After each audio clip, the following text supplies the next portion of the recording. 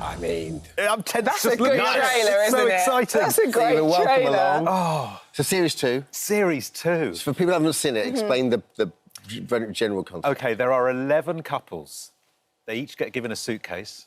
One of those suitcases contains £250,000 in cash. Yeah.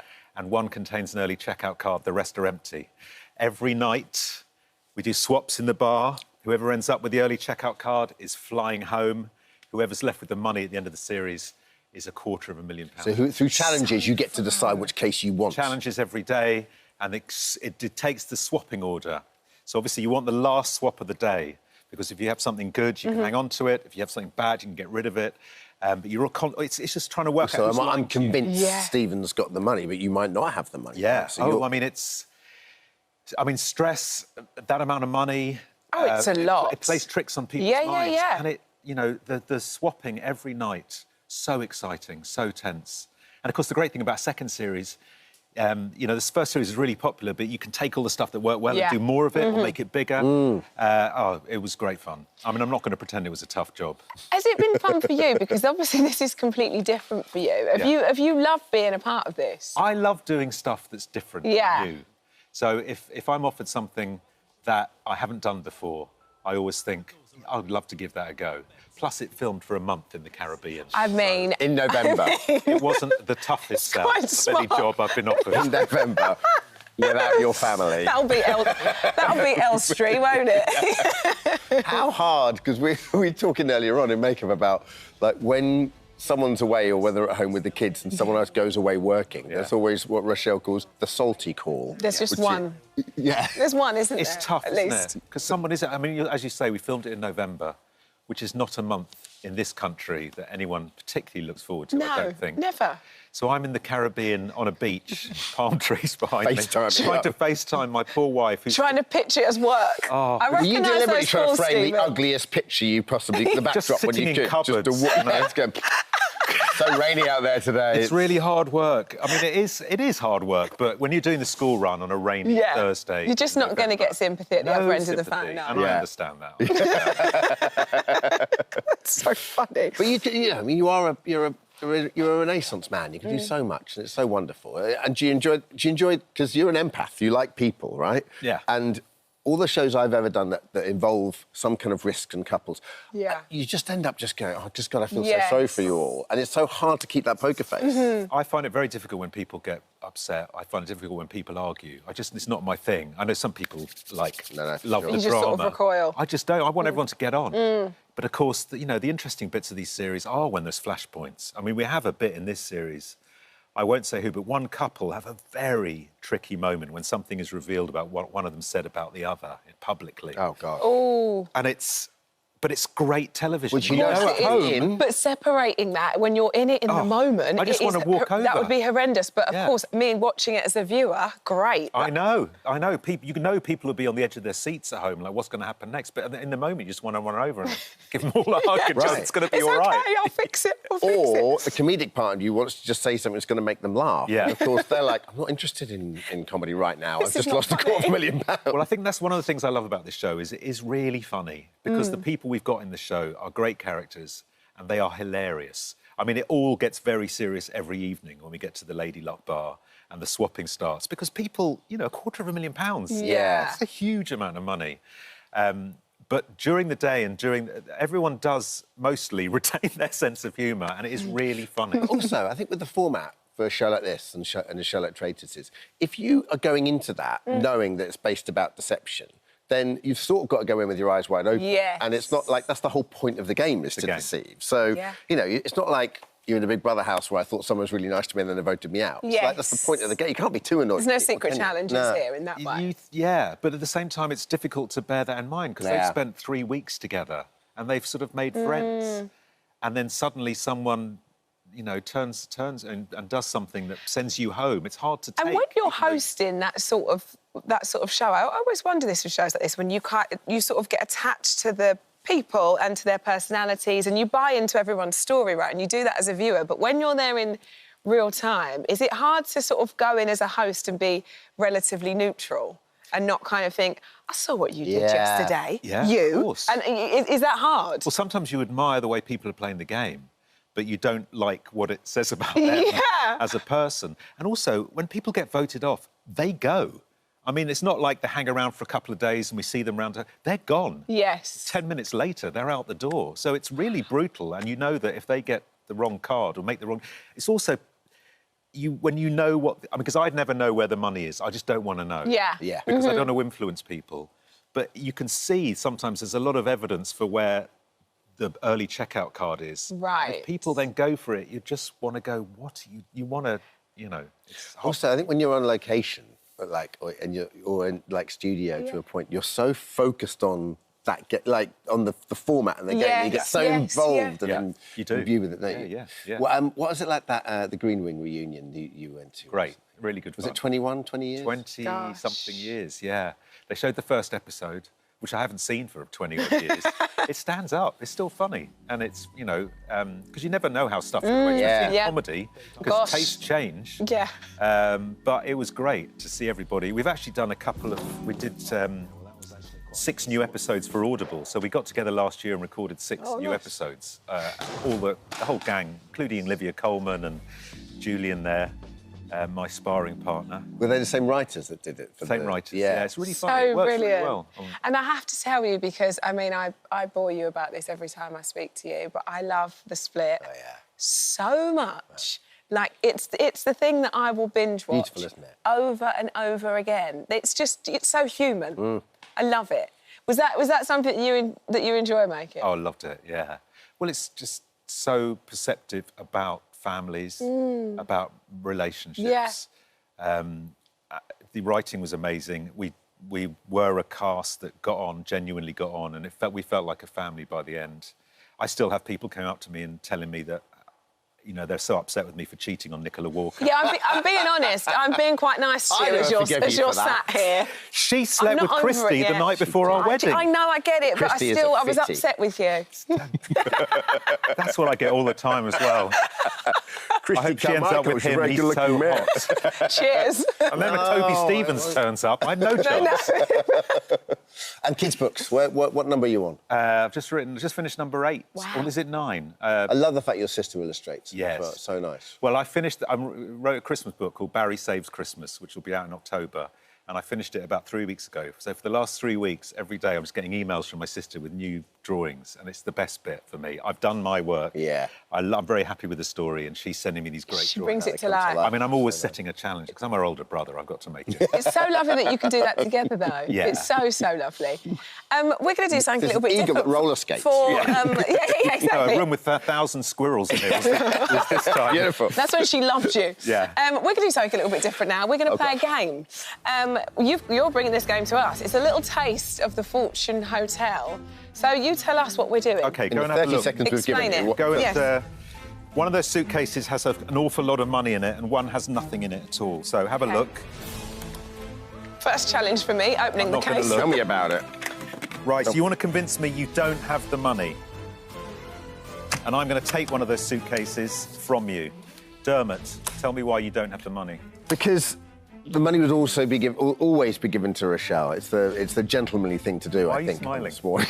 Because I'm nervous. You look really nervous. This is the high Dermot, stakes. we've of known it. each other a long time, I know. right? Would you There's lie to no me? way I would ever lie to you. This No? is categorically empty. Rosh, have you got the money? Well, I think we all know that I haven't got the money after that performance. What are you talking about? You were very handsy. Oh, You're very, very the classic nervous. misdirection. Yeah, no, mine is very light, I assumed unfortunately. 101. I can use it as a clutch, I can use it as a, it's a light, it's not full of anything. It's I don't empty. know why I just trust Rochelle. I'm a trusting kind I of girl. don't think she's got the money. I think you've got the money. No. I'm going for you. I want the going for money. me? Give me the money. Well, Show me the money. Come and have a look. Come on, then. As you can see, there's categorically no money. Yes! I got it. Look at that. So bad at lying. It's made me love you even more. Right but you through are him. He couldn't stop giggling. Stop giggling. Well, the thing is also, I've never seen a £50 with King Charles, so as soon as I opened it, I was like, oh, that's a 50. Damn it, no. Poker face, damn it. Anyway. That was brilliant. Thank you, but good luck with it. Thank you very much. There we go. Just do a YouTube version with that. I know, We're already in. Second series of The Fortune Hotel is going to begin next Wednesday on ITV1 and Hi, ITV2. everyone. Just wanted to say thank you for visiting our This Morning YouTube channel. Now, listen, we upload new content every day, so go ahead and hit that subscribe button so you don't miss out. And we'll see you in the morning. You with the kung fu moves. Look at me. And you did a lot of your own stunts, didn't you? I did. And I really enjoyed it. I mean, there's a scene, there's a whole sort of set piece in the second episode where it's basically a big sort of fight scene. And I did have a fantastic stuntwoman come in, but we weren't a brilliant match. So I ended up doing more than I had anticipated that day. But, you know, people keep saying, well, you know, did you train for the show? You know, because there's so much of that sort of stuff. And I didn't really. The great thing is that when we meet my character, Deeley, you know, she's just sort of been sat on a Greek island with a bottle of whiskey for about 10 years, not having done any of this Sounds stuff. amazing. So it's great. So I didn't have to prepare really in any way. Sort of having a nice... So the story is she's retired. She's retired and she's taken herself off to a Greek island to sort of put that life behind her. And then her estranged son, Edward, comes to visit. Who's played by the magnificent Freddie Highmore. Yeah. And then it all kicks off. And they both have secrets. You know, she has secrets from him, but also he may have been keeping some from her. So does he come to visit just for a holiday or for a reason? he comes to visit maybe for a reason. Yeah. And that starts to unravel. Oh, but they have a difficult relationship as well, which is quite interesting. And it is the sort of the centre of the story. You know, it's thrills and spills, but at the centre of the story, the heart of it is their relationship, which is so good. And you're familiar with the Greek islands because you filmed out there. I'm very familiar with Was it like going home? I only do jobs now. It's on the I'm that's like, a Greek island. non-negotiable. OK. Yeah, I spent 4 years in Corfu. Dreamy. And then we shot this in Athens last year over the summer. And so there were lots of people, because when we were on the Durrells, a lot of the crew would come in from Athens. Yeah. So I got to see a lot of the crew again in Athens. That's so 7 years later. It was so lovely. It was so nice to see your friends. Also, I imagine it's nice to rock up on the first day of set and to know people there. Oh, it was absolutely That's brilliant. almost like a comfort blanket when you first start, right? Yeah, exactly. And there's such a nice bunch and, you know, world-class crew, and the locations are just spectacular. You've got like a statue in Greece now, right? Whenever you get everyone back. Your character, Deeley, she's kind of like this unexpected assassin, right? She kind of is. She isn't your typical... comic book assassin. She's middle-aged, she's sarcastic, she swears. She does swear quite a lot. And she's funny, which I think is so nice. Yeah, that was sort of what was appealing, really. A lot of the, you know, that element of it is that she is so unexpected. I think at one point, Edward, I think, calls her a perimenopausal James Bond. And that sort of is what... Such a great line. She is. And that's what a son would say to his mother. And that is what, it's very real, that relationship. Yeah. And Freddie and I just got on immediately so well. And we became great friends, so that really works. Such a great appetite for shows like... I remember watching Grosse Point Blank. Did you ever see that movie? Great, really good movie.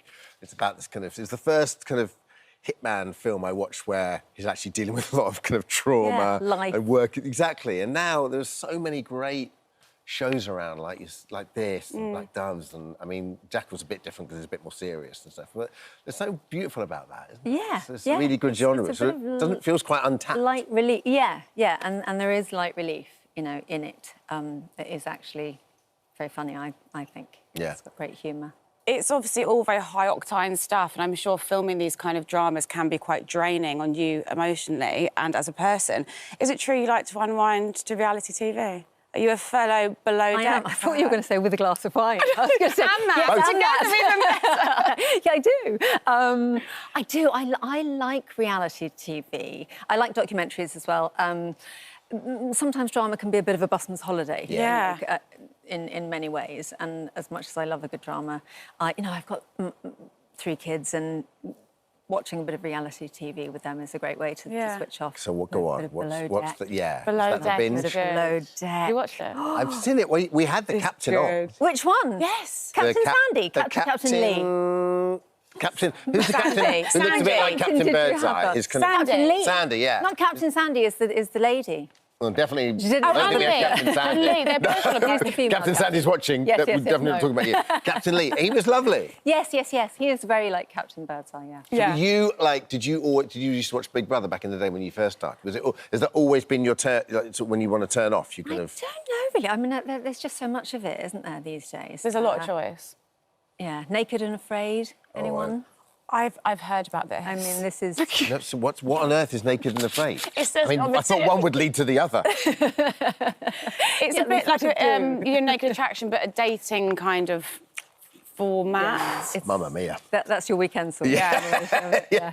And in this, is it true you were a bit too good at being able to take a gun apart and put it back together? So they were like, you're supposed to be a bit more naff at Look like you don't know how to do this, basically. It seemed I hadn't done it for a while, so I was, supposed to be in the writing. It was she's a bit rusty, and it's not actually that difficult. Is it not? It's slightly Just like worryingly Duplo? easy to. sort of Just Lego put or it together. Yeah.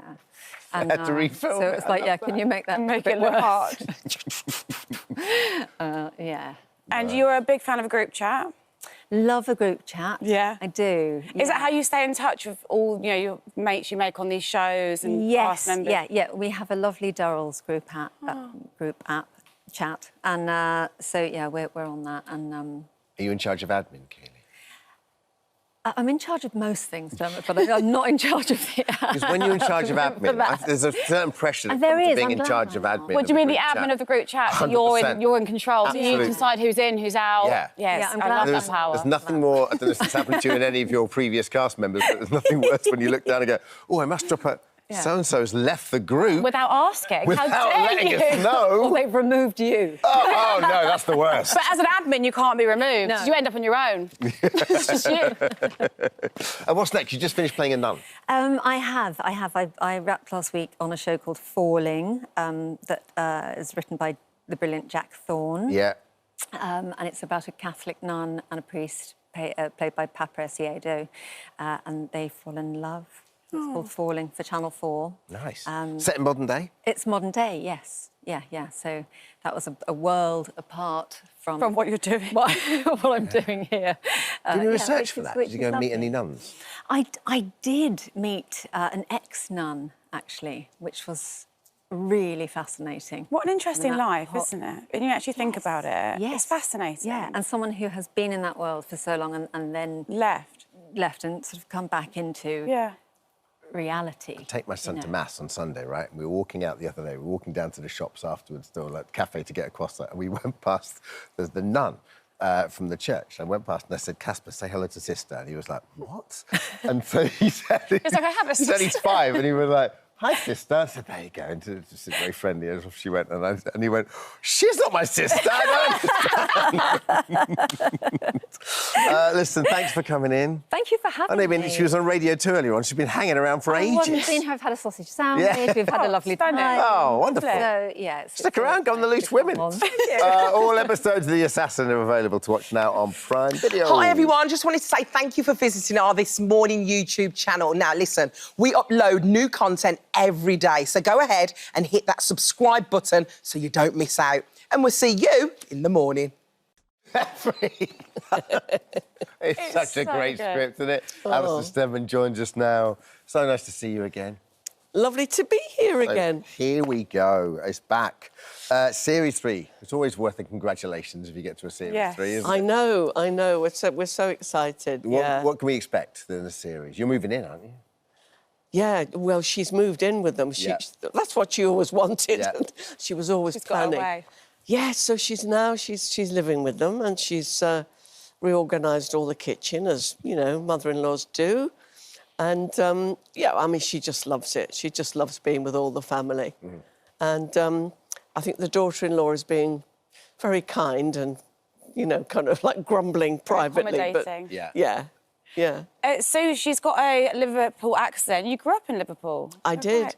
And the character, did you base her off anyone? Or is she just someone you kind of created from your own imagination?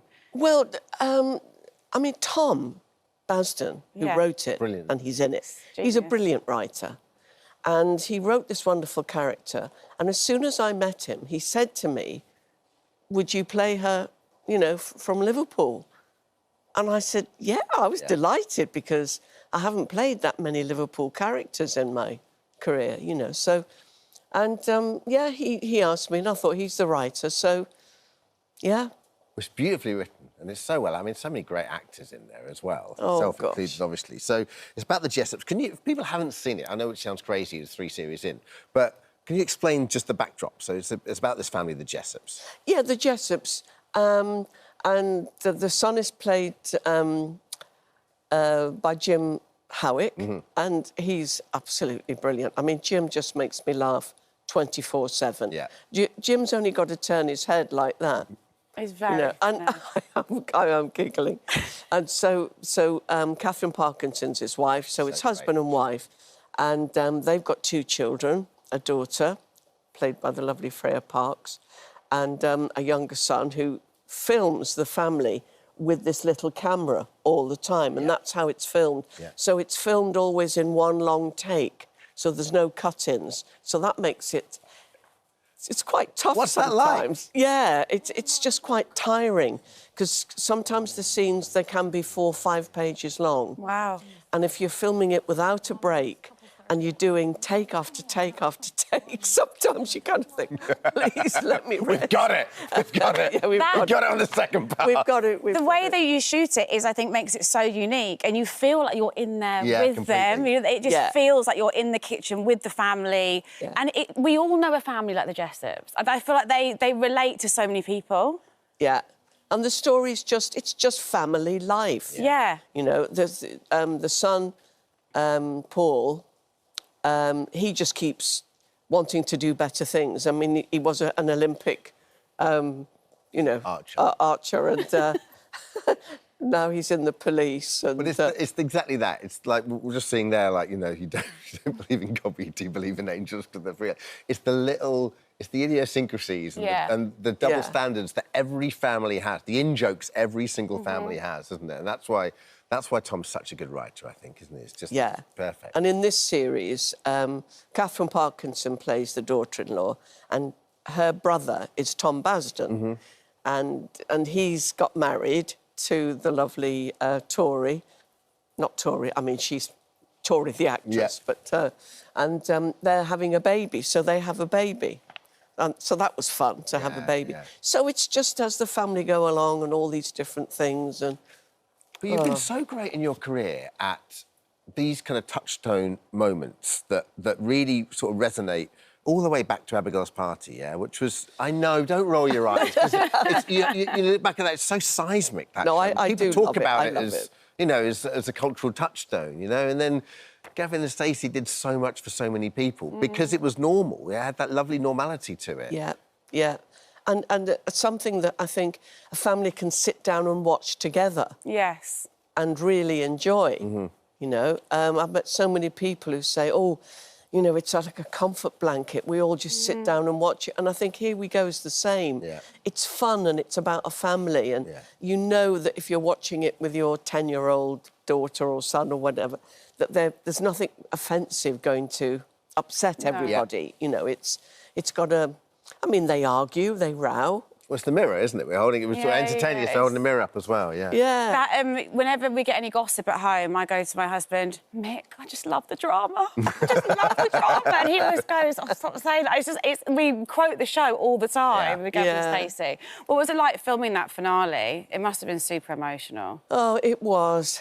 It was lovely, but it was so sad. We were all dreading the final day. But the nice thing was that Ruth and James, they wrote a scene on the final day of shooting that we were all in.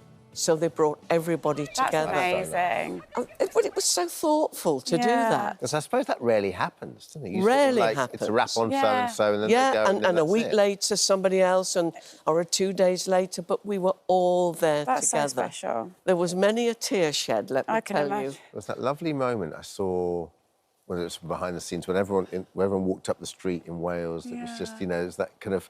And locals were sort of clapping and stuff, you know? It's just... The people of Barry, honestly, they were just there day and night. I don't know how they did it. From 6 in the morning, they'd be gathered. But when we were filming, they were quiet. You know, they never shouted out. They never... That is unusual. So that is. So they embraced you guys and supported you in making this show. You know, the first would go, quiet, please, everybody, you know, and they'd all go... Oh, that's... Yeah.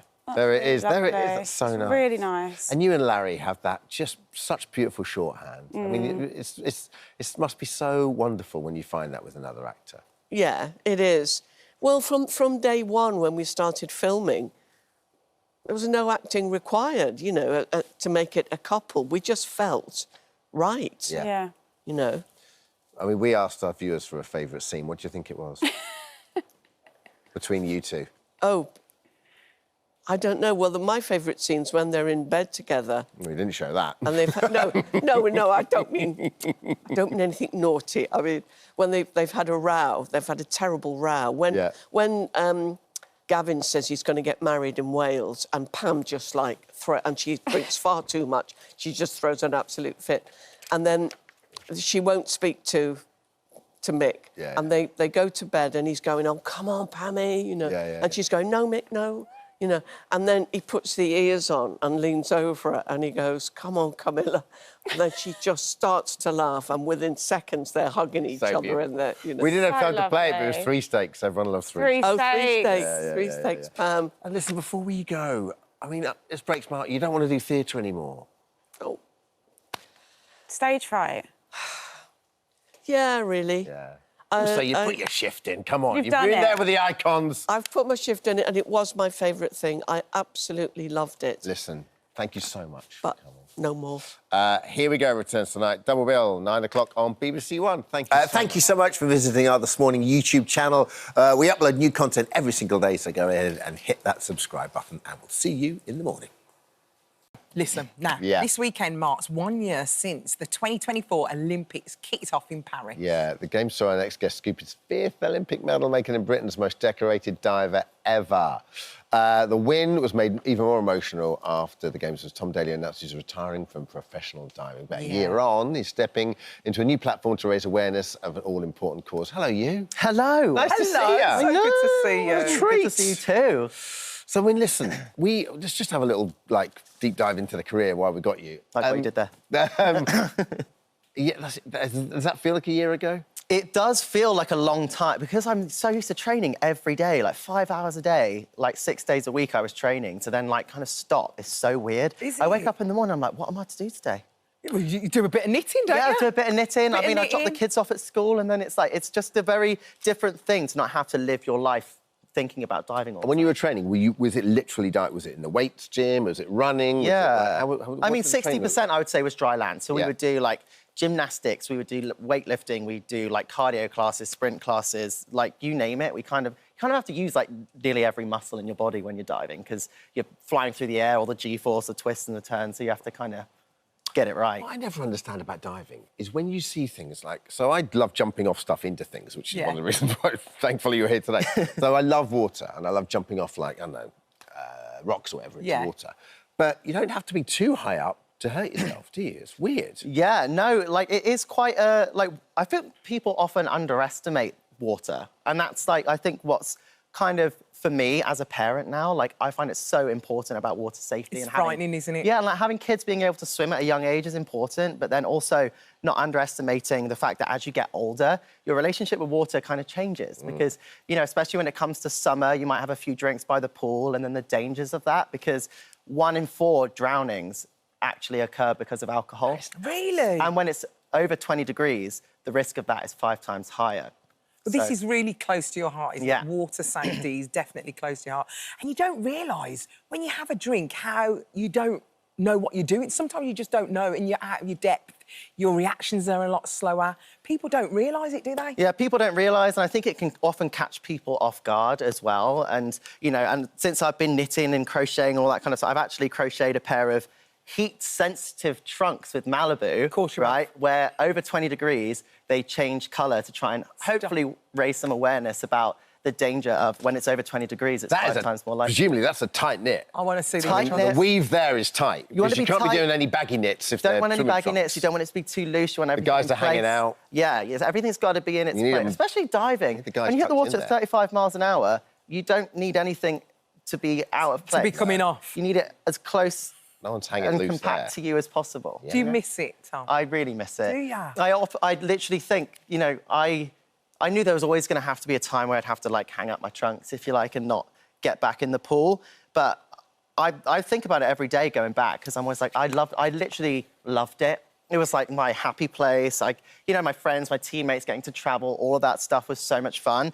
It's just, you know, I kind of have aged out. Like, I've been doing it for so long now that, you know, most people retire between maybe like 24 and 27. Do they? And I went until I was 30. So, like, you know, it was... Isn't that weird to think, because we sort of always know you as such a young guy. It's weird to think of you with the old man of the circuit when you Yeah. That's so strange. I know, I went from being like the 13-year-old, 14-year-old on the team at my first Olympics, and then all of a sudden going to Paris, and I was the, you know, the granddad of the team with 2 kids. Just picking up on drink diving, what advice would you give? Because looking down at 236,000 people die a year from drowning worldwide. So but you want to curtail, you don't want to curtail fun. So what advice would you give to people? I think it's just if you think about it and you're just really aware and responsible when you're drinking near a pool, whether it's a pool party or you want a couple of drinks by the lake, the river, going to the beach, whatever it may be, just think about it and think twice and have it at the front of your mind, because if you just have it there, that you're aware of it, I think that can make a, you know, and the whole message is really don't drink and dive. And look after each other, do you know what I mean? Look after each other. Now, listen, you've got a dream. Haven't you? You've got a dream you've always wanted to do in your life. What is it? Well, I can't believe I actually mentioned this, because basically when I was younger, they did this local radio thing where they were going around schools, you could apply to read out the weather on the radio. And my friend got chosen, Harriet, right? And I was so jealous that she got to do it, and I've never got to do the weather. Well, sadly for you, Harriet has just turned up. Then I had to break it to you, Tom, but you're going to be benched again. I was going to get my chance. You are going to get I can confirm I've done the weather before. You're going to love it. So we are going to make this dream come true, aren't we, today? And you're going to actually do this. I can't wait.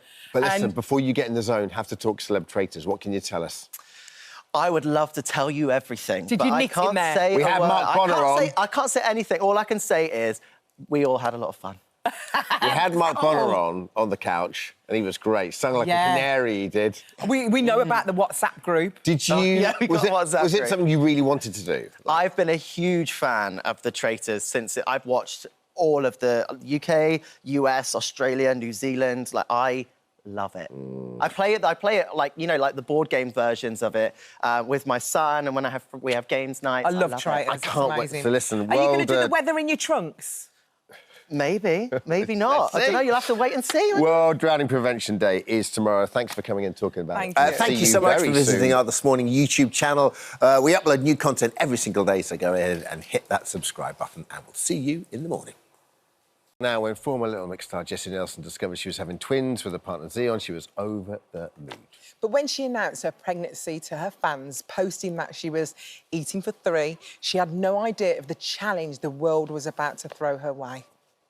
There are complications that come with having identical twins. The type of twins we are having are called monodimer twins. I am currently pre-stage TTTS, which is twin-to-twin transfusion. Every time I've gone, it's got a little bit worse. Could lead to both babies dying. But it's just really sad that, unfortunately, it does come with its complications, which we had no idea about. Unfortunately, the symptoms have got worse. They have to perform the procedure. It's necessary because it's going to give our babies like the best chance of surviving. Just hoping and praying for the best, really. But it's obviously just really scary. Jessie spent more than 10 weeks of her pregnancy in hospital due to a rare condition that affects twin pregnancies and can be fatal to the babies.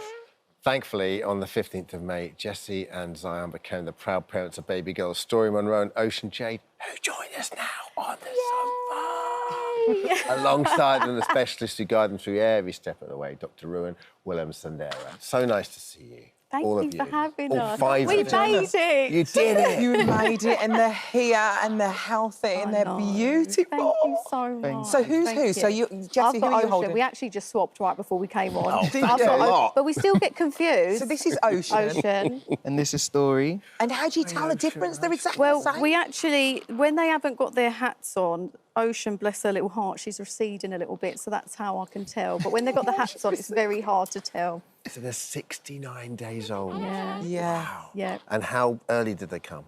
31 weeks, 5 days. Yeah. Almost newborn, basically. Yeah, yeah. So listen, tell us. Look, every pregnancy comes with ups and downs and complications. So tell us when you realised it was going to be different. Mm-hmm. Well, I mean, when we first found out we were having twins, which was just crazy. Oh yeah.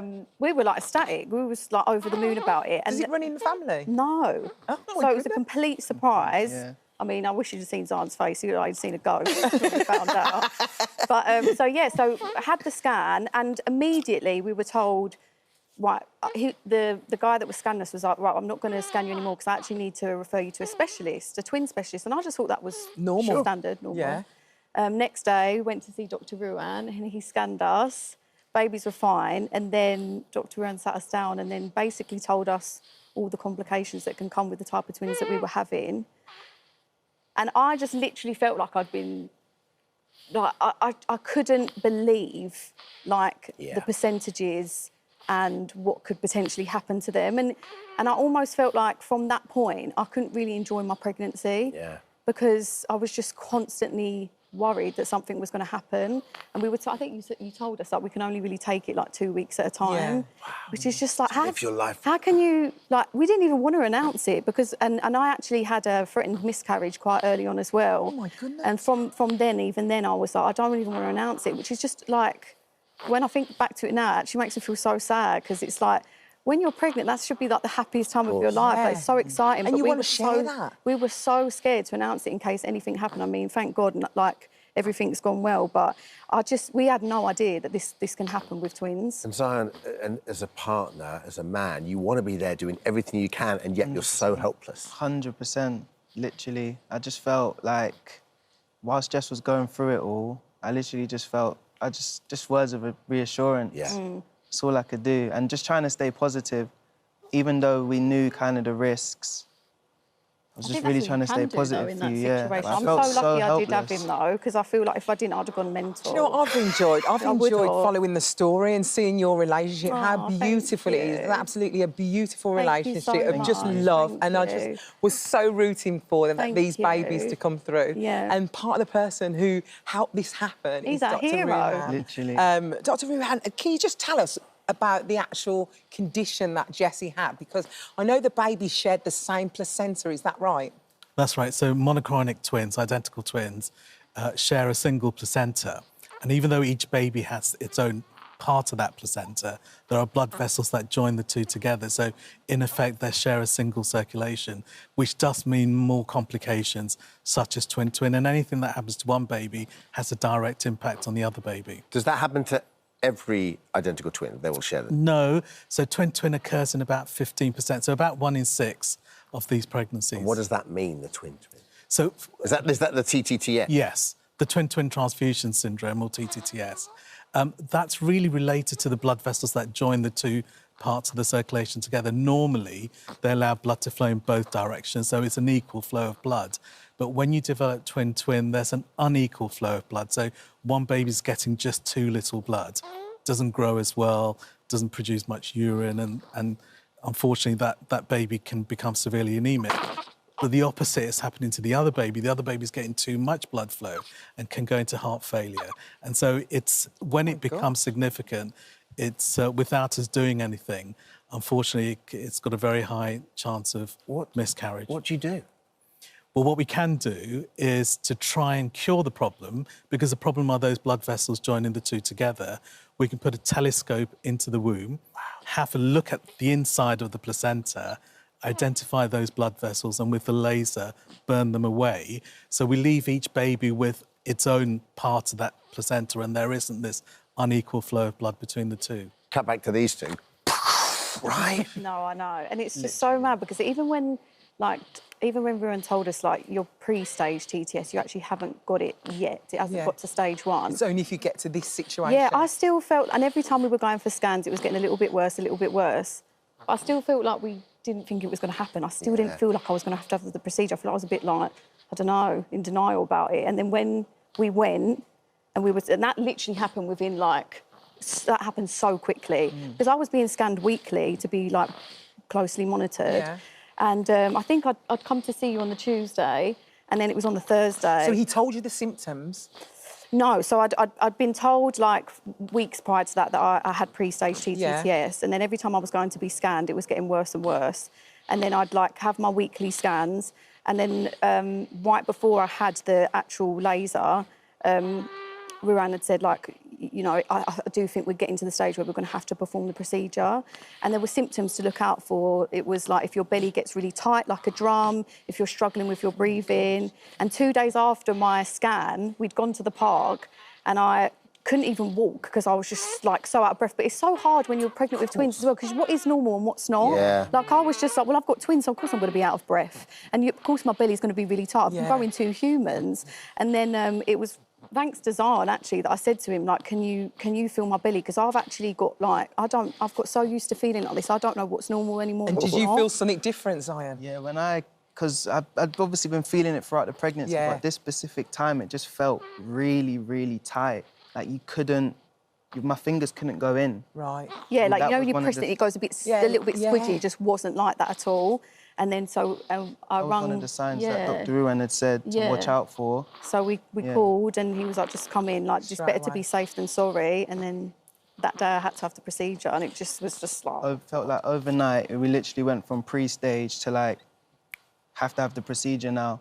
And that procedure is not even, like, guaranteed to work. And I think that was another thing that was, like, terrifying. Even when you was just explaining it, it brings back the emotions of anxiety that we had. It's just... Yeah. So what is that procedure? And then obviously Jessie had you went into labour pretty quickly after that, didn't you? So the procedure is a fetoscopic laser, and it is a high-risk procedure, and we only do it when the risk of not doing it are greater than the risk of doing it. Yeah. And by this stage, because things had got, you know, worse so quickly, we didn't have a choice. We had to do the procedure. Can I just ask, Doc, did you feel like an added pressure that you had Jessie on your table? Like, she's telling the whole world about what's going on. Did you have that added pressure of thinking, oh, we've got to look after these babies? Actually, I was telling Jessie earlier that when I was looking after her, she was in my environment, so I was calm as anything. Now I'm in her environment, it's a completely different kettle of fish. But no, you know, Jessie was one of my patients, and that's the way we dealt with it. Yeah. But even when he was doing the procedure, he was just having a casual conversation with George, your right-hand man, and I just remember laying there thinking, oh, my God. Unbelievable, so isn't it? The calm. It's crazy. And the serenity they have. Honestly. You're in the most, which helps so much. I mean, the medical profession are unbelievable for that, aren't they? Yeah, because you're in the most stressful position that you or your family are in. But that you need that. Yeah. Like, that's what made me feel, like, reassured and calm when it was all happening. How quickly did you go into labour after that? So after that, so was I 10 weeks? 10 weeks, after that, which was And the babies had to stay in hospital for a bit as well, didn't they? Yeah, they did. They were premature. Yeah. After that, after the procedure, we had to stay in hospital for those 10 weeks. No! We stayed in hospital for those 10 weeks. So we practically lived in hospital, which was a real journey. But do you know what? The staff and the hospital... Got to know everyone. It was lovely. I sing for everyone. It's interesting, though, when you spend time in hospital, because it becomes your bubble in a most really people, weird way. If you told, I feel like if most people you said, all right, you're going to spend 10 weeks in hospital, they'd be like, oh, God. But for me, I don't know if it's because where I was in, like, such a state of fear all the time in my pregnancy, I felt safe to be there. I actually didn't want to go home. Like, when there was times when Dr. Ruan would say, like, OK, you could potentially go home, I was like, no. Yeah. Can you come home with me, please? Yeah, literally. What's incredible is you really want to raise awareness for this condition. You've done a marathon. You've raised a load of money. Well done, Zion. Thank you so much. That was, like, so hard. I don't even know how to describe At what point was you like, oh, I can't do this anymore? I think it's like mile? Going over Tower Bridge. I don't even know what mile that is. But it's like near 13, the middle. That's halfway. Yeah, that's like in the middle. So good. And I was thinking to myself, I'm basically dying now. I've got to do that all over again now. Yeah. Oh, you did so well. What was beautiful, Jess was obviously in hospital, but our friends and family put her on FaceTime.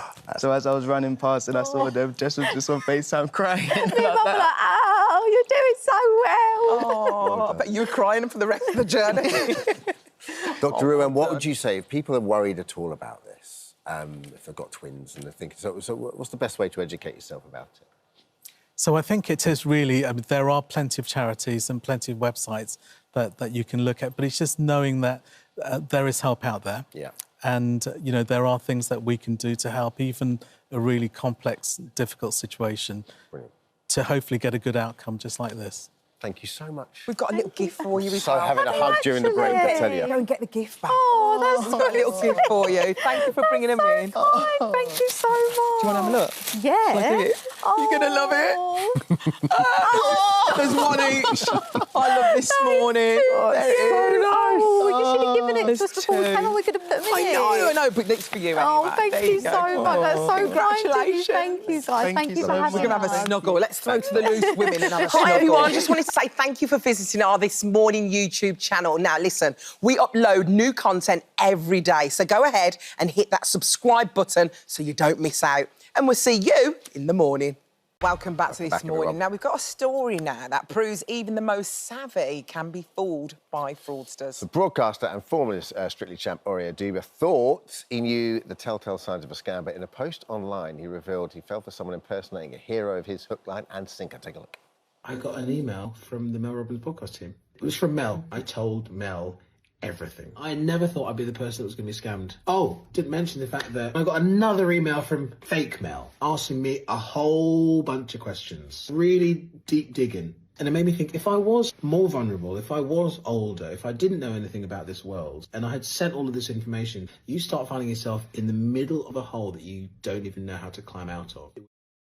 Oh, Aurea joins us now. Morning. Hey, I'm telling you, this is crazy that you, of all people, have been scammed like this. And I know you're a massive fan of Mel Robbins, like we all are. Yeah, I'm crazy about Mel Robbins.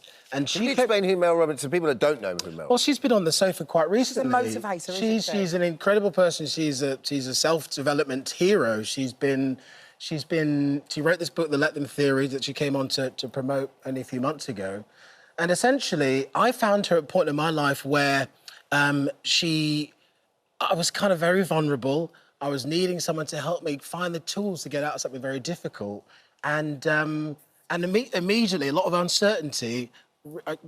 Essentially, it's about finding ways to not let other people control your emotions, your actions and your behaviours. And immediately, I felt lighter from this woman and the tools that she was. So she's probably helped you, right? It was somebody you needed at that time, wasn't it? Totally transformed my outlook on my life, yeah. So she came in at a place where I really needed her. And there you were, you went on Loose Women to talk about it because it was so life-changing for you, wasn't it? Yeah. In January this year, I was promoting being on Chitty Chitty Bang Bang and I went on Loose and I thought, do you know what, this feels like a really good opportunity to tell people about this woman who's kind of changed my life, really. I've adopted her as my own little life coach. And at that point, I was just beginning a kind of new self-development and really finding out a bit more about myself. And essentially, when you're quite vulnerable, if you find something that helps hook you out of a difficult place, it's really, really powerful. Sure. So I actually reposted that interview after she'd been on this sofa, after she'd done an interview with Davina on her podcast and Fern Cotton on her podcast. I'm surprised you haven't met her. Well, here was the thing. I was like, hold on, she's been in the country, she's on a tour. I'm her #1 fan. Yeah. Where's our meetup? So I reposted that interview. So what happened then? So after that, then my agent got an email from what we believed was Mel Robbins. We got an email from Mel Robbins. And what did the email say? The email said, I've heard that you're a huge fan of our podcast. I would love to know your stories, your approach to our podcast really helps make us better. Tell us what the podcast has done and how it's changed your life. So the fact that that had come through your agent, I think I would have believed that.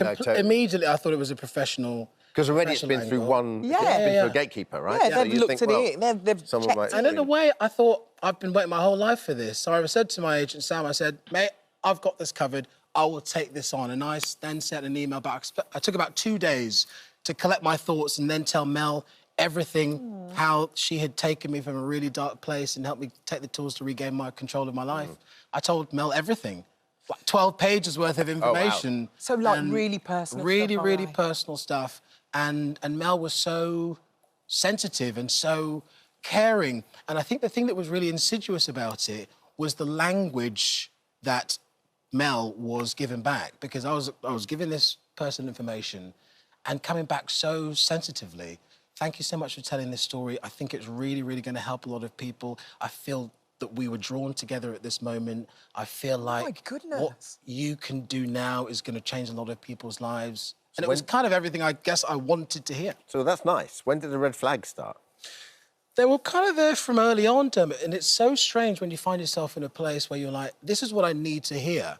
I actually feel like there was a perfect cocktail of my vulnerability, connection, and a hint of desperation, because I was desperate to meet this hero of mine, and the language was so kind of connected. It really made me feel like there was somebody who was kind of bringing out this olive branch to me. And you know, me and our family have been through a lot recently, and even at the point where I got a second email inviting me to be on Mel Robbins' podcast, it was on the day that we were going to plant a tree in honour of my sister. We lost my sister 3 months ago. They took their life. So you were actually grieving as well? We were grieving. A lot of grief. We were grieving, and I felt like a sign. It felt like it was exactly the point that Mel should come into my life and offer this incredible opportunity, which is when the tears went. And at that point, you've seen red flags, you've seen things that you think are a little bit untoward, but you go, here's everything I knew was headed my way,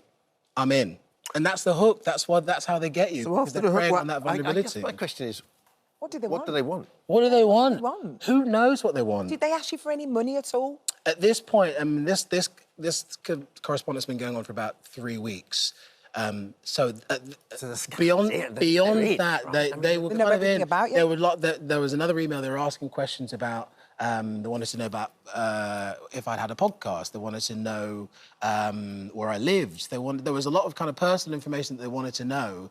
I twigged kind of at this point. Okay. But it made me think, just at that point when I put that video out, it made me think, had this gone on longer, had I not had a professional idea about how this worked and thought to go to the Mel Robbins official website and check out the official email address, I probably would have carried this on to the point that we've got a genuine connection.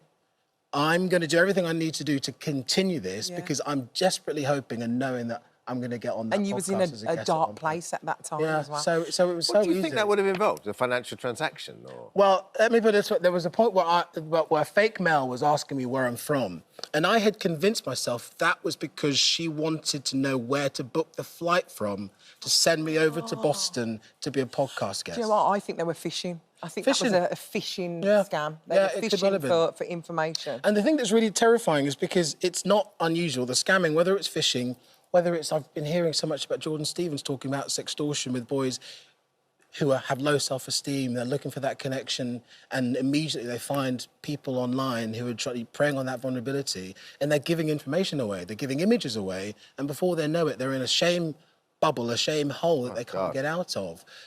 It's just so insidious. It's so prevalent, and it's really, really terrifying. Because as you said, Alison, I don't think I'm stupid. All right, what were you? So how did you work out? How did you work out? Was it like the extra L, or you going on the website and realising, you know, there's no way that they use the right address, or I don't know. How did you work? In my case, the last straw was having gone through my agent, fake Mel, because for a long time I've been saying Mel, and it just seemed really bizarre. Fake Mel said, we can keep it on this email thread. It was a personal email thread. We can keep all the information here. We don't need to go anywhere else. And I thought, I just don't think that's... Even coming here, you know, there's a professional element, there's a researcher, you know, go through the agent. I thought that's just not how I thought it would happen. So I thought before I committed myself, and like I said, there was a really important family affair happening that day, and I just thought, before I really go there and commit myself to this, I just need to do a little bit of due diligence. And immediately... I'm so glad you did. It was so obvious that something was happening. Do you know what? All right. So many people keep it secret when they get scammed. Yeah. I'm so glad you're on this show talking about it, because people will see you and think it can happen to anyone. It really can. Be vigilant. Yeah. Do you know what I mean? Thank you so much. And what was so lovely beyond that, and if it wasn't for fake Mel, the real Mel wouldn't have got in touch. And she has now, Two nights ago, I got a DM from Mel Robbins saying... Do you know what? But did you? Connect. Who knows? Who knows? Do you know what? Very confused. You are going to meet her one day. You are gonna. He's gonna meet her one day. I know it. She's gonna watch this now, and she's gonna be like, "I need to meet this man." Yeah, it has to be her. It's It gonna can't be happen. AI her. I can't wait. I hope so. I hope so. Thank you for sharing Love your you story. both. All right. Thank you very much. Thank you. Lovely to see you. Hi everyone, just wanted to say thank you for visiting our This Morning YouTube channel. Now listen, we upload new content every day, so go ahead and hit that subscribe button so you don't miss out. And we'll see you in the morning. Now, I'm very excited because they met as dance partners on Strictly Come Dancing in 2018. And after lifting the trophy together, the pair started dating and I was all for it. I loved it. 7 years later, the couple are working together as they swap the glitter ball for the ghost story. Stacey, Deeley and Kevin Clifton are here to tell us about it. Hello. What a pair. I'm so late. I love the fact you two just came in like 20 minutes early. I feel like we've done an interview off camera. So professional. You So were nice here to see you. early. You know us. Hang out with you. Yeah. I love that. It's so nice. 22. They're back in the game. Yes. They're acting together. A ghost story. It's very scary. I mean, firstly, is it nice to be back together, working together? Are you finding it, Kev? Yeah, I thought it was going to be a bit more awkward. Like that first day, I thought we'd be sort of having to get over it a little bit. And like, you know, you've been really serious with each other, but you know each other from home. So you start giggling like you're in school or something. I thought that's what it was going to be like. But it's been wicked, actually, hasn't it? You're very professional. I'm very professional, as you know. No, but I did the play. So I did the play last year, but I had a different Sam. So I was sort of familiar with it anyway, so it gives you a bit more confidence going in, because it's not my world, you know, theatre's not my world necessarily, but I just so enjoyed the experience. And then when the tour, you know, the idea of the tour came up, it was sort of a no-brainer. Yeah. So, yeah, the gang, all of us, we're going on tour. Presumably, because when you, like, dance together, you'd have been the boss. Yes. You're not the boss anymore. No. So this is a bit more kind of 50-50. Well, he's not actually, you're the experienced one here, right? Because you've done the play before. Yeah, no, I guess. I mean, and I was sort of, you know, joking with him or whatever the first day. I was going, Kev, I don't want you to feel daunted. I don't want you to, I don't want you to feel like you can't ask me questions if you need any help. You played the original Sam that you... Joe McFadden. Oh, very good. Yeah, and I had to sort That's to live up to now. I actually had a fling. I had a love affair with Donna Eyre last year. So she was, she was Lauren. But we've got such a lovely cast this time round as well. Siobhan and Grant. Yeah, Grant Kilburn, Siobhan Marks are on stage with Lauren and Ben. Unbelievable actors. Tell us the story. For people that don't know, because I think some people see the poster and go 222, go story, and we see the sort of changing cast. But what is the actual story? So, in a nutshell, it's a dinner party that happens over one evening, and the couple whose house it is, which is ours, they've got a newborn baby, and Stacey's character keeps hearing things, and she thinks there's a ghost in the house. And I've returned home from work, and I'm a total sceptic, and I'm like, you are losing your mind. You know, there's no such thing as ghosts. And it's basically, do you believe or not? And the other couple comes round and they're sort of arguing about it, and it gets awkward. And in the end, Stacey's character says, because she keeps hearing it at 2:22 a.m., this ghost. Oh, that's why the 222. Yeah, and she says, we're all going to stay here until 2:22, and you're going to believe me. And the play is that, the events of the night leading up to 2:22. And it's, is there a ghost or isn't there? And essentially, I suppose it makes the audience think about whether they're team sceptic or team believe. Do you know what I mean? Like, it's a conversation that's been, you know, sort of floating around for however many years, and it really makes you think about, like, your sort of fundamentally, what do you believe? What are you sort of up for believing in potentially? It's wicked. It's such a great night. You've seen it, Alison. I've seen it, obviously you can't tell anybody about the ending or what happens, so you have to keep it secret. All I can say is I was scared. Fine. It's a ghost story that will scare you in your seats. And you don't think that would happen in a theatre, but it does. You're taking this on tour. Yeah. So what's happening to the little one, Minnie? We're dragging her along. You're not. We're dragging her. She's a good sport, isn't she? Yeah. So I suppose because she's, and you'll know more than me, but because she's always been on the move, she's quite adaptable. I took her to a brothel in Nevada when she was 8 months. A brothel? I was stuck in the trailer outside the brothel with her for like 3 days and 3 nights.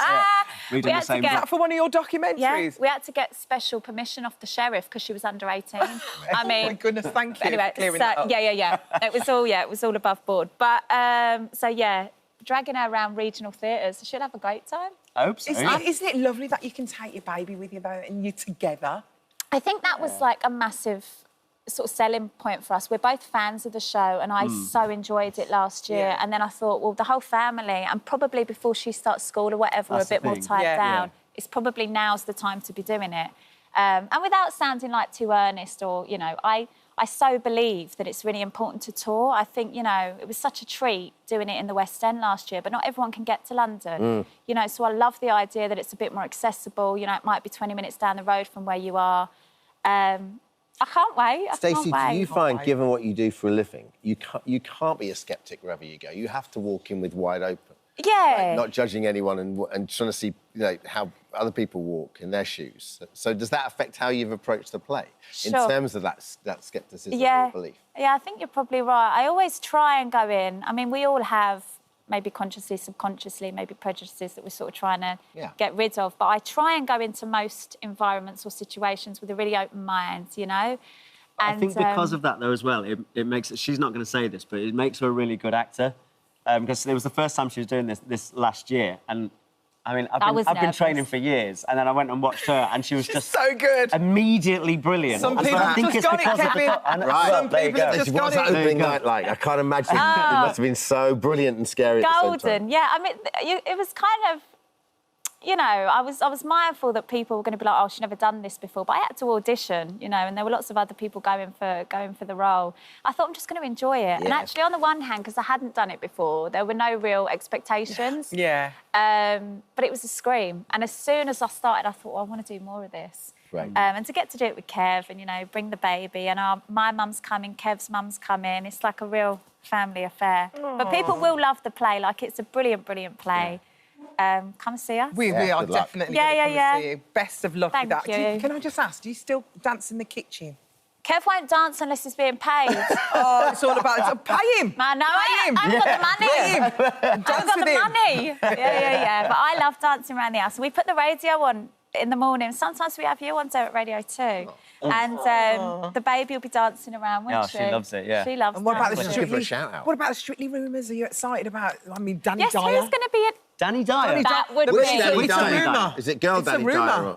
Girl Danny Dyer. She's She'd great. be great, yeah. That would be brilliant. Paul Brunson. It'll be good. Apparently, it's a rumour. Didn't they say... We haven't had anything confirmed yet. No, nothing's confirmed. TBC. I want to see Clodagh do it. I think Clodagh would be great. Clodagh would be great. Listen, we can run that time. Yes, sorry. Sorry. Sorry. Thank you. 222 Ghost Story on tour starts August and tickets are out now. Thank you, too. Thank you. Hi, everyone. Just wanted to say thank you for visiting our This Morning YouTube channel. Now, listen, we upload new content every day, so go ahead and hit that subscribe button so you don't miss out. And we'll see you in the morning.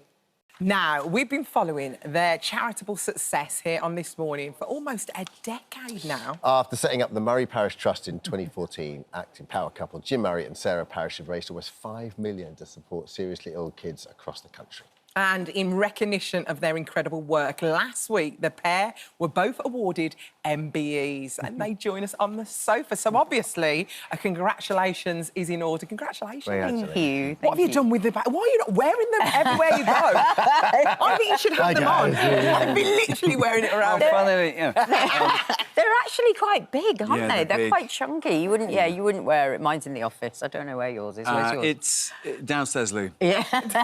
Brilliant. You both look great. Jim, look at you in the kilt. You look getting wonderful. married again. I know, it is a lovely picture, isn't it? We took the opportunity to renew our vows. Right? You know, you should have. You look beautiful. So lovely. Thank you. And what was it like meeting His Majesty the King? Oh, it was great. It was great. He was so lovely. He was really, really interested in what we were doing, and we had a really good chat with him, didn't we? We got double the time with double him. time, Because we both went up together. Two of you, Two of us. Oh, that's lovely. It's amazing. He actually thanks you, doesn't he? He does, yeah. Comes and he thanks knows, you know, he's done his background work. He knows about the charity. He knows everything about you. It was a really lovely... It was a real privilege, wasn't it? And an honour.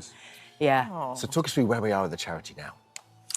Go on. Well, so we were the Murray Parish Trust, which was, as we've just said, we raised around £5 million for paediatric facilities across the north. That's what south even the south. Sorry, I'm from the north. And that title, if you like, was associated very much with that effort. And we have noticed along our journey there's a huge need for the mental well-being of seriously ill children and their families. Huge, and there is no charity that's solely dedicated to that in the country. So we thought we would become that charity and step into that role and because of that, we needed a new name, a bold new mission, and we've become the Imagine This charity, where we imagine people, we invite people to imagine, A, what it's like to be going through that if you're unlucky enough to have a seriously ill child, but B, more importantly, imagine a world where there's hope and the support for every single seriously ill child and their family in this country. So that's the plan. By 2035, we want to support them all. We'd like to reach every seriously ill child by 2035. So that's your mission. That's our what mission. You're gonna That's what we achieve. want We've accepted that mission. Yeah. Oh, I like this. So beautiful. And obviously it's all in memory of your daughter, Ella Jane, who passed away in 2009, aged just 9 months. Yeah. So when you talk about mental health of children, what happens? Do they normally get cured of cancer, but nobody looks at the deeper side of things? And yeah, exactly that, Alison. You know, obviously with the NHS, their priority is to medically look after the child and make them better, whatever their medical. The mental health of the child goes by the wayside because there's no time. You know, there's no time. They don't have the money. And a happy child and a creative child is going to get better much more quicker than a child stuck in bed not doing anything all day. So what we hope to do is bring in drama, art, music therapy, yoga, meditation, things that children can get behind and use their imagination, use their creativity. And that just sort of gives them a little lift, and their family as well. You know, more often than not, either the mum or dad's going to have to give up work to look after the kid, the sibling becomes a carer, the whole it's like putting a time bomb in a family and setting it off. That was such a good point you made as well. I didn't think about that. Like, you don't think about the aftercare, because you know, it's one thing to look after these kids mentally when they're there. Yeah. But then a lot of them could have PTSD further down the road. Many of them do. You know, they go on, they have serious problems in life with their mental health if it's not nipped in the bud at the beginning. So we want to get in there right at the beginning, make sure they're looked after, their brain is cared for as well as the illness that they have, and just set them on the right course, really. I love the fact that you're using what you know. Acting, dancing, music, drama. I mean, I've seen the change, and you see children go in to do acting. They're like a little shell. They just literally open up. It's so soothing and so great for mental health. And we've got these amazing people working for us who can adapt all these classes to children who can't even get out of bed. You know, they can adapt anything they do to suit any child. So we really don't want to leave any stone unturned. We want every child to get this benefit. Speaking of adapting, it is incredible what you've done, because you've set up this charity, a very successful charity. And then, like anything, charities evolve, right? And the need evolves. So to be able to carry on doing your jobs and to pivot, how hard is that? Well, it's hard, but we're surrounded by... We've got a great team. Supporters. We have a lot of volunteers, and we sort of pride ourselves a little bit on being a charity where very, very little of people's donations goes on the operating costs. It all goes to the cause, a huge percentage. We're still a kitchen table charity, really, where we've got a few employees, but we try and keep the, spend to a minimum. But to pivot on the mission as well, which is quite... It is. But hard to underestimate how hard that is. Yeah, the mental health of children, especially over the last 10 years, has spiralled out of control. And that's just well children. Seriously ill children, it's even worse. So, you know, we thought this is a real gap in the system that we've got to fill it. I'm not sure whether it's spiraled, it's just suddenly there's a spotlight on it. Yeah. Especially since COVID, as you were saying earlier, since lockdown, the alarm bells are going off about how much need and support, especially seriously ill children need. Imagine that news landing on your doorstep. But it's not just the children as well, it's their families, siblings, parents as well. You're going to help them as well, aren't you? Yeah, the whole thing. Yeah. How's you got, what, a 15-year-old now? Yeah, Nelly, Now, She's good. She's great. The kitchen table is more like this. I'll be there in a minute. Those two again. I can guarantee she won't be watching this. She won't be watching this. We told her we were on. She was like, yeah, right, great. What channel? But we hope that she'll do a bit of work for charity. I mean, we sort of said to her, look, you get the word out there at the school, because we're always trying to get people involved, because we can't do it without the public's help. We rely solely on public support. So we said to her, make it your mission, get round that school, make sure all the parents get on board. You know what? It's going in. She's watching you. She's watching everything. You're juggling life, you're juggling work. I know you're in a Netflix series together, but you're not working together. No. We're in the same show, but we don't have We don't have any scenes together. At all? No. They missed the PR trick there, didn't they? I know, it's quite nice. What's that about? Can you tell us about that? Geek Girl. Geek It's Girl. season 2 and 3. Yeah, 2 and 3. So it was on, wasn't it, last year, Geek Girl? Yeah, it was. It's a series big of hit. books that have been made into a drama series. It's great. About a neurodivergent teenager who becomes a model. A model, yeah. I'm the headmaster. Sarah is the head of the model agency. Oh, wow. Both heads. Both heads. Both heads. And can you tell us about... Oh, go on. Oh, yeah, What are you I gonna know do? exactly what he's going to say. Star-studded concert. Yeah, who's going there? Concert. Are we going? Oh, it's going to be great. It's going to be really good. So we're doing a big Christmas concert. It's our first sort of big event out of Hampshire. We're both free. Yeah, oh, you'll be coming, don't worry. We've got... Who have we got? We've got David Tennant, Olivia Colman, Oh, my David gosh. Melder Staunton, Oh, I'm not sure Hugh we are free. Bonneville, Amanda Holden. That's quite heavyweight. All coming to read and perform. Yeah, they're all going to perform. If you could bring out one of your tricks. Yeah, be come on. runners. Yeah. You could be runners. We've got Sylvia Young's dance school coming to do some... Oh, it's going to be lovely. brilliant. It's going to Yeah. be so, so good. So tickets will go on sale in October. And we've got a golf We day. have golf day at Goodwood as well. Yeah, People so want if to you- put a team together. Yeah. Goodwood. Are you not doing Yeah. a fishing day? Because you love your We fishing. should do a fishing I day. will do a fishing day do at a some fishing day. point. Do you? Yeah, you do that. Yeah, you Oh, can I've got come a and do big the one. fishing day. Pretty much how. And you know the king likes fishing as well. Yeah. You're in with the king now. He did bring that up, He actually, in brought our it up. chat. Yeah. I may have worn a tie. With fish on that it. had fish on Fish it. on it. Yeah. And he Loved it. Yes, he recognised the time. Yeah. Wonderful. Does he fish then? He does, yeah, he does. He's a big salmon fisherman and a big advocate for salmon conservation. So, yeah, we had a brief chat. Oh, I bet... They were like that, move I on. bet you were like, oh, I here was we like go. that. Come on, hurry up. I want to go for dinner. Congratulations, guys. Thank you. Best Thank of you luck very with it. much. Lovely Imagine sacrifice. this is the charity. Everyone look it up. Yeah, get behind us. Yeah, It's get going to be behind great. you. Thank you so much. Now, Thank you so much for visiting our This Morning YouTube channel. We upload new content every single day, so go ahead and hit that subscribe button, and we'll see you in the morning. I mean, I could just listen to that for an hour. Yeah, but just we wouldn't run have it. time to talk to you. Tony joined just now. How you doing, So Dan? nice to How you see doing, you. Sean? You right? Great. I mean, I loved just enjoying that montage with you then. Honestly, man, reliving some incredible memories. He looks younger now than he did then. Oh, do I? Oh, How'd you wicked. do it? I don't You know, look man. incredible. Whatever juice you're sipping on, I'm sipping on the same thing, mate. But you're refreshed probably because you've had a bit of time out. Yeah. Back with a new single. But do you feel like you've got this new appreciation because you have had a bit of a step out of it for a while? 1000%. So I basically stepped back a bit just to settle down, have kids, all that stuff, you know. You gotta live life. Do the school runs, Yeah. change nappies, all of that. And then, ended up acquiring a studio. So a studio in Northwest London that's got like 5 amazing studios in it. And I think the two things happening simultaneously kind of just reinvigorated my appetite for wanting to step back into the arena of music. I was watching my kids grow up and I was thinking, wow, they're actually not going to be able to experience me in some of these venues that, like, you know, maybe my siblings did or friends that I grew up with did.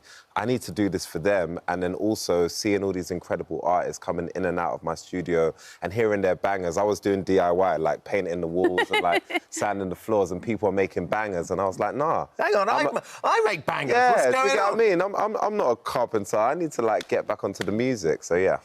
Where did when did you start like, putting pen to paper? Was that kind of quite easy for you to get back into? Yeah, it was really easy. I think I can kind of make music with my eyes closed at this stage. I've been doing it long enough. But I felt really motivated by the landscape of, like, where we were economically. So as a musician, post-pandemic, obviously during the pandemic, we had nothing going on for us. I dipped into the TV world, tried to come for some of your jobs. Yeah, we actually. saw. We did see. Yeah, you guys saw that. But yeah, we had virtually no gigs. None of the venues were open. And since then, we've been losing 3 venues a month. So 3 music venues a month in the UK are just disappearing. Why do you think that is, Ty? I think a lot of them have struggled to recover from, like, since the pandemic. You know, loads of jobs were affected. I also think it's, like, property developers coming in, trying to acquire the land, turn it into, like, apartments. And, yeah, as a result, we're losing our spaces. How can we preserve those spaces? Because a lot of those spaces are culturally so important and economically so important to towns and stuff. 100%. And, you know, if you think about, you know, the bouncer that works there, the barmaid, you know, the person that's working at the, you know, when the cloakroom and Circular stuff like economy, that. isn't it? There you go. There's a little, like, cottage economy autonomy in there. So I think the best thing people can do is just keep attending, keep going. I know culture has sort of changed to a certain degree, daytime parties and stuff like that. And, you know, when I'm speaking about this cause, I know there's also so many other things going on in the world that we should be concerned about. However, as an artist, I'm thinking of the next generation of acts, and I'm thinking, you know, if they don't have the same venues that I did, or they have virtually no venues, how are we going to get all these exciting genres like drum and bass and garage and grime and house music that was birthed out of these spaces? And where do you get to do your 10,000 hours, you know, perform in front of 10 people, 20 people, all the way up until 20,000? Such a good point, because say like an acoustic guitar player might be able to do the odd job in a pub or a wedding or whatever. Yeah. There is certain genres that don't work in those environments. Exactly. You need your clubs, you need your dingy clubs and bars and your underground scene, because you're right. And I think as someone that works in radio, obviously Dermot does as well, during COVID we realised, we appreciated because we lost all those really well produced tracks. You know, music went quite simple, obviously, with what people had. Yeah, you said it, not me. Well, I'm just going to say, it was a lot of bedroom DJs, which we can admit. And in a nice way, you know. But it's been incredible. I think people appreciate it in a different way now. And, you know, when music started coming back and the big hits started coming back, you go, oh, wow, we've almost like a sigh of relief, It was. 100%. And, you know, you are someone, we said this earlier, listening to all your songs, some people get one track in their life that stands the test of time. You've got 6 or more. I mean, you've got loads of hits, but you've got some that people know every word to. It's a beautiful thing. Do you feel so lucky? Yeah, honestly, man, as I said, you know, I'm essentially a kid from Southeast London, always had this dream of trying to make rap music, especially at a time where rap music wasn't taken that seriously.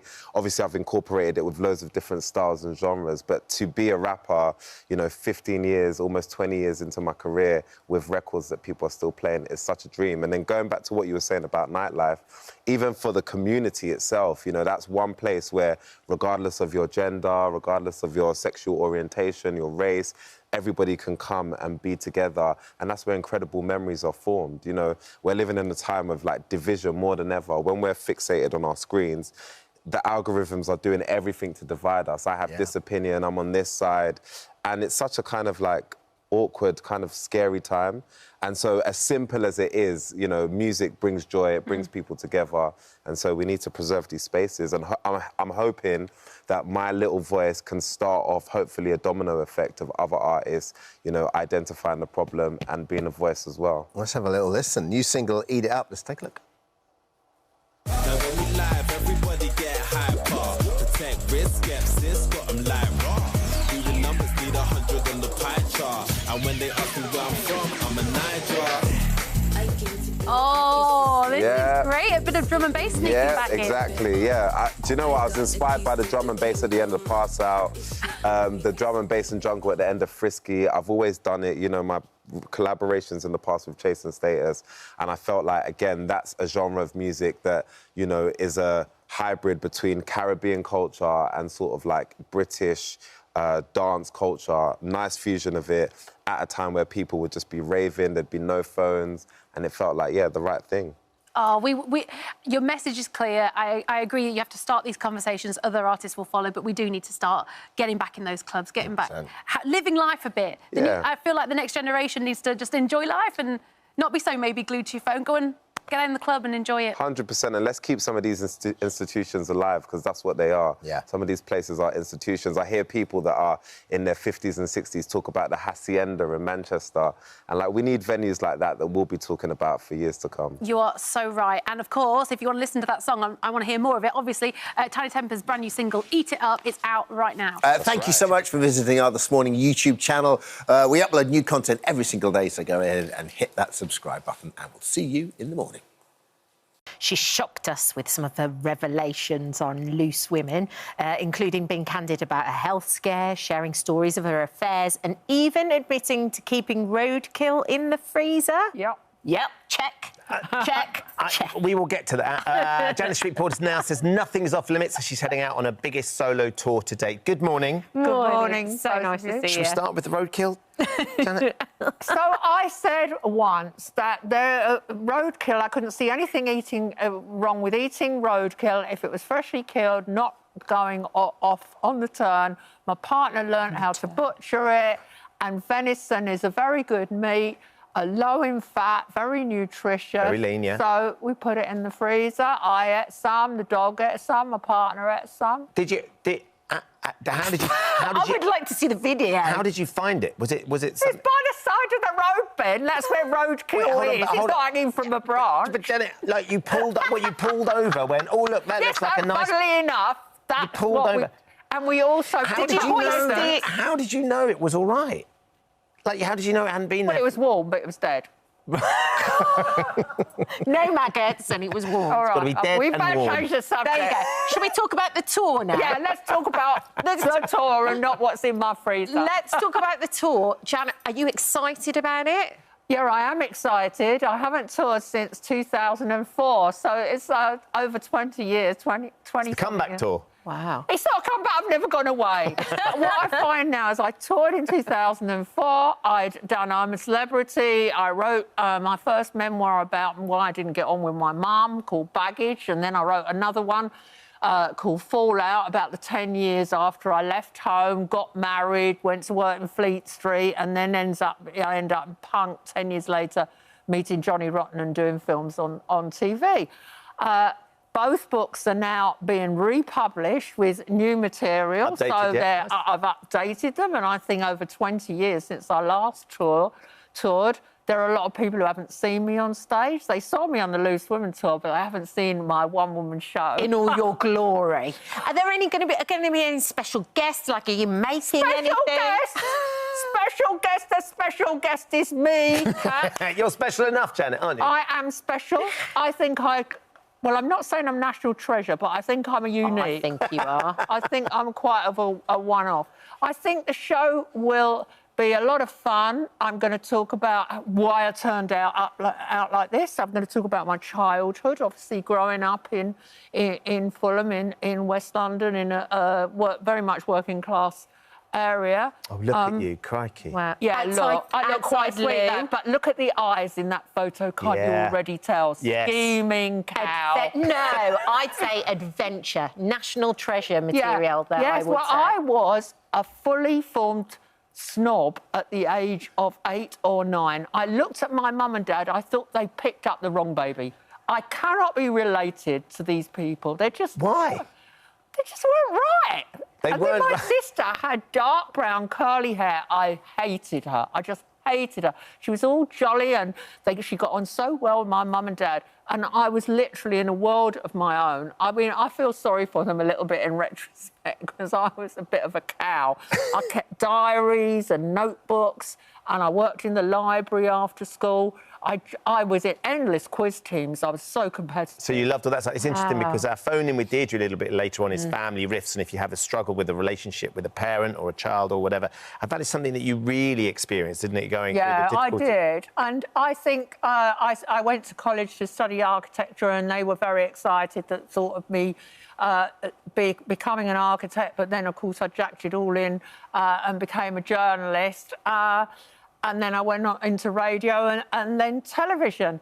But my mum was a combination of someone who was kind of proud of me, but also jealous at the same time because she'd left school at 14. And I think for a lot of people who have clever daughters who haven't had those opportunities, it is hard. And my relationship with my mother was hard. And my relationship with my sister, I sound so awful now. My relationship with my sister was a bit difficult as well.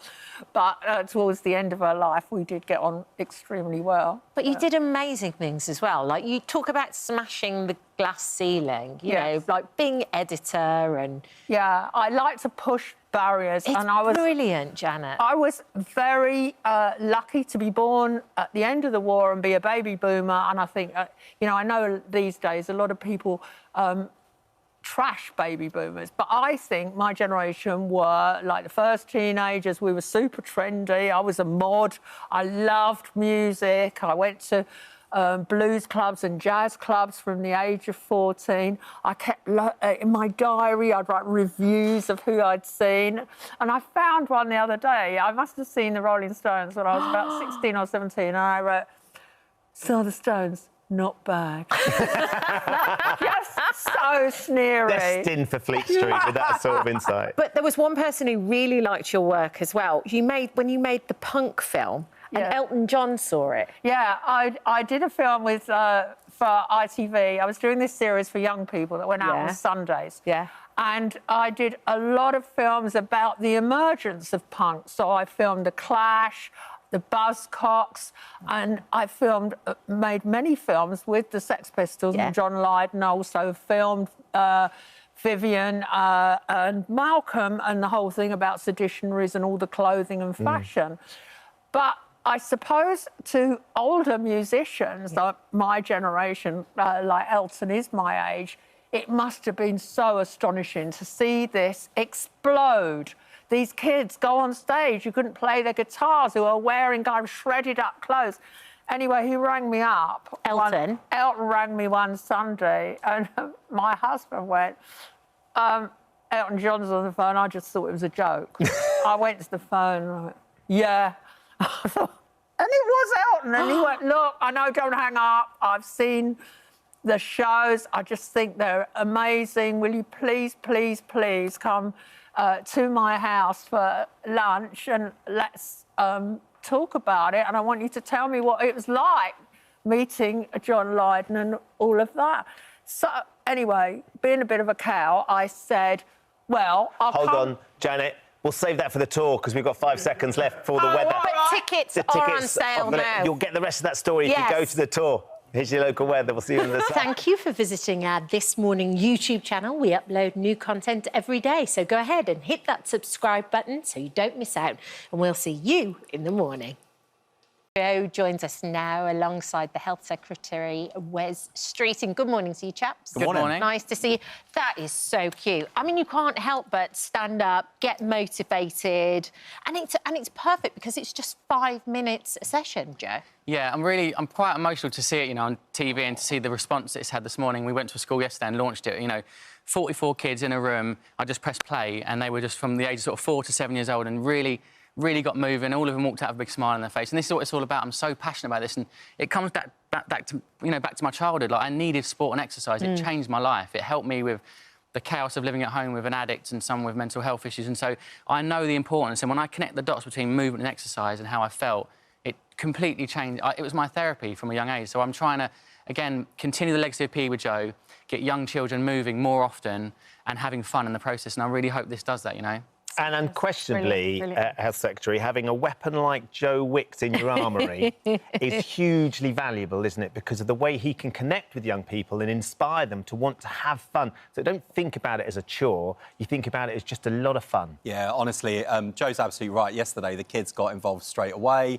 It's really bite-sized. You can do it in your living room. You can do it in your bedroom. You can get your family involved. And look, the truth is that if the government had tried to produce something like this on our own, it probably would have been, I'm sorry to say, like boring government video. Yeah. I mean, look, I've just turned up looking like this morning. It's like kind of a really good kind of physical manifestation of how boring government can be. And the great thing about this partnership we've got is we're putting some resource behind it so we can make more of these videos and they can be more freely available. But you've got, like, Joe's passion, energy, dynamism, that comes through in the clip we just saw briefly. You've got, the animators behind it who are absolutely amazing. Like, you see that through the images and some of the projects they've worked on before. Universal have come in to give it great music and artists have kind of been falling over themselves to say, yeah, we want to be part of this. Because we've got 1 in 5 children leaving primary school with obesity.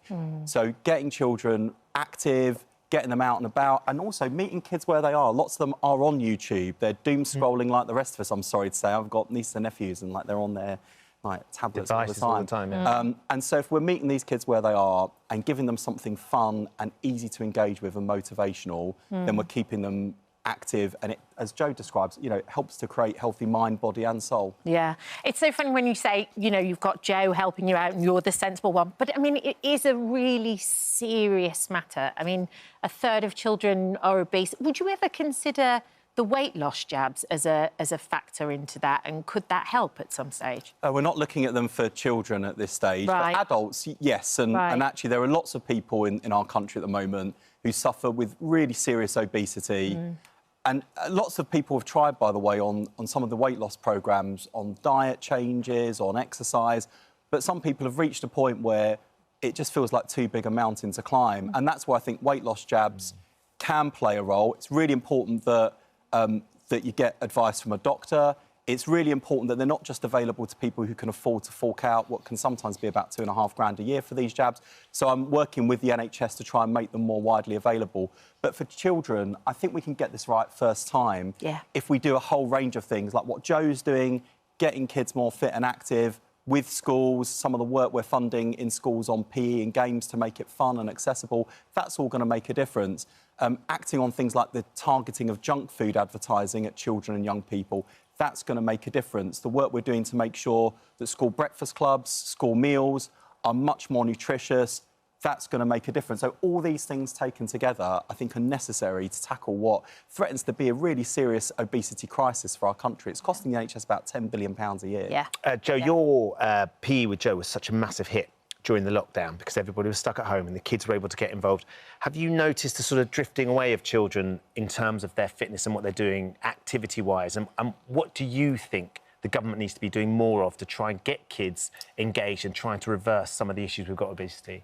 Yeah, look, I've obviously visited hundreds of schools, and my only dream is that I could visit every school. But when I realised I couldn't, that's when the animation idea came up. You know, it's scalable and it's accessible, it's free. It can be like 5 minutes at home with your kids or in between a lesson at school. And it's just like, it's just giving more children more opportunity to move. And, you know, we live in a world now where, you know, as a parent, like, I'm also addicted to my device. Like you said, like, we're addicted to our devices, so are kids. The algorithms are so sticky, you want to be on it. And it's like, how can I disrupt that passive viewing on screen time and make it an active thing? So you might do one workout with the kids and you might go, you know what, I feel great, I'm doing another one, and suddenly you've done 15 minutes of exercise. So although 5 minutes is like a bite-sized chunk, it could really be a catalyst for more exercise and more movement. But look, the food thing is that, you know, I'm working on a documentary at the moment around UPF, and that's a big challenge. My eyes are being open to something completely different. Ultra-processed foods and marketing and all that. So we need to have a talk about that another time. Yeah, but we should. Essentially, like, it's about education, it's about inspiration, it's about giving people resources, you know, and this is one of, you know, I'm really proud that I'm sitting here with you, Wes, because I would have done this anyway. I self-funded this. No one really wanted to invest in it. We self-funded the first 5 episodes, and I would have done this anyway. But the fact that you've given us the seal of approval and you're helping us get it in front of more people means you believe in it, and it's going to make an impact. This is money well spent, you know. This is an animation that actually is really going to create an impact, and I'm so happy that it's actually come to life. You know, it's been a long time, it's been a 2-year journey. And here we are. It's fantastic that you're doing it. As you pointed out, I think childhood obesity is costing the NHS £11 billion a year. There's huge issues that we've got. It would be remiss of us not to ask a couple of questions on some other stuff. So we've got the Health Secretary here, if that's OK. We've been... I'll give Joe the difficult one. Yeah, Joe can take this. But we're talking about our campaign that we've been running for the last few days about cosmetic treatments. We've surveyed over 2,000 women trying to understand what is happening in this really unregulated industry. Over 50% of the women said that they had to be referred to get some medical advice after they'd had some treatment. 15% ended up in hospital, needing hospital care after they had treatment. What the question everybody's asking is, how on earth have we got to the point where there is no regulation and these things are able to happen? Because this is, again, costing the NHS millions of pounds. And it's really shocking. And I take my hat off to the women who've been brave enough as well to come and sit on this sofa, to share their stories in the media, to actually try and make sure this doesn't happen to other women, and to share those experiences which have been personally painful and harrowing for lots of these women. So you're right. I mean, because of the lack of regulation, we've basically got cosmetic cowboys that are basically, I would not even use the word treating women, they are practising on women and causing serious catastrophic damage. So we are going to act, and in the coming days and weeks, we're going to be setting out the regulations we're going to put in place to clamp down on this sort of practice here at home. But there's also this issue about overseas as well, whether that's not just women, but men and women going abroad for cosmetic procedures. We've had some really awful stories where people go away, take up an offer that looks too good to be true, to be honest, come back, the NHS has to pick up the pieces, and those poor people are left picking up the pieces in terms of their lives. Got people importing cosmetics as well. So this is one of the things. So we had Kaylee on yesterday, who was injected with an anti-wrinkle treatment that had been imported from Korea, not licensed over here, eminently available on the internet, eminently available via this practitioner. Just want to play you a little clip of what she said on the show. And I thought at one point I was going to end up going blind because my eyes were so bad. I couldn't leave the house. I was crying every day. Could barely open my eyes. I could only see from the bottom of my eyes. Is the expectation it will recover? They said I've got to wait for my nerves to regenerate. I wish I'd never done it. It wasn't worth it. So she was driving her little boy to school. She got another baby in the back driving, and all of a sudden had double vision. We need what is clearly apparent is, and you're saying in the coming weeks and months, regulation needs to come in, but it's urgent. It's really, really urgent. You know, so you'll see. I mean, you'll see in a matter of days the regulation we're going to take to clamp down on some of the misconduct here at home. When it comes to clamping down on practice overseas, that's more challenging. When it comes to things that are imported, but unlicensed stuff that's being imported, that's more of a challenge. But I am working across governments to try and tackle it, because and in the meantime, what I'd say to people watching is, like, the thing about the UK high street or online retailers that are in the UK is that you can be confident that the products that are being sold are products that are regulated here in the UK, meet safety standards, and are safe to use. Like, if you walk into Boots on the high street today, you can be confident about that. If you're importing things from overseas, you can't have that confidence. And if you're seeing things that look too good to be true, chances are they're too good to be true, and you don't want to be in that situation where you're on this morning saying, I really wish I hadn't done that. So in the meantime, I'd urge people, you know, be really careful about what you buy, stick to what you know at home, and, you know, friends, family, if you're having those sorts of conversations, give people that advice. But ultimately, we've got a responsibility to act and to try and keep people safe. So we'll keep you posted on what we're doing. I mean, there are also those people who aren't lucky enough to sit on the sofa, actually. We've lost loads people. and loads of women. There's a chap called Dane Knight who came on the show. Take a look at this clip. He's talking about his wife. She was a loving, caring mother of 5. Yeah. She was loved and adored by many in the community and beyond. Which that showed on, you know, on her day when she was put to rest. Yeah, I didn't know it was too late until we got a call from the hospital.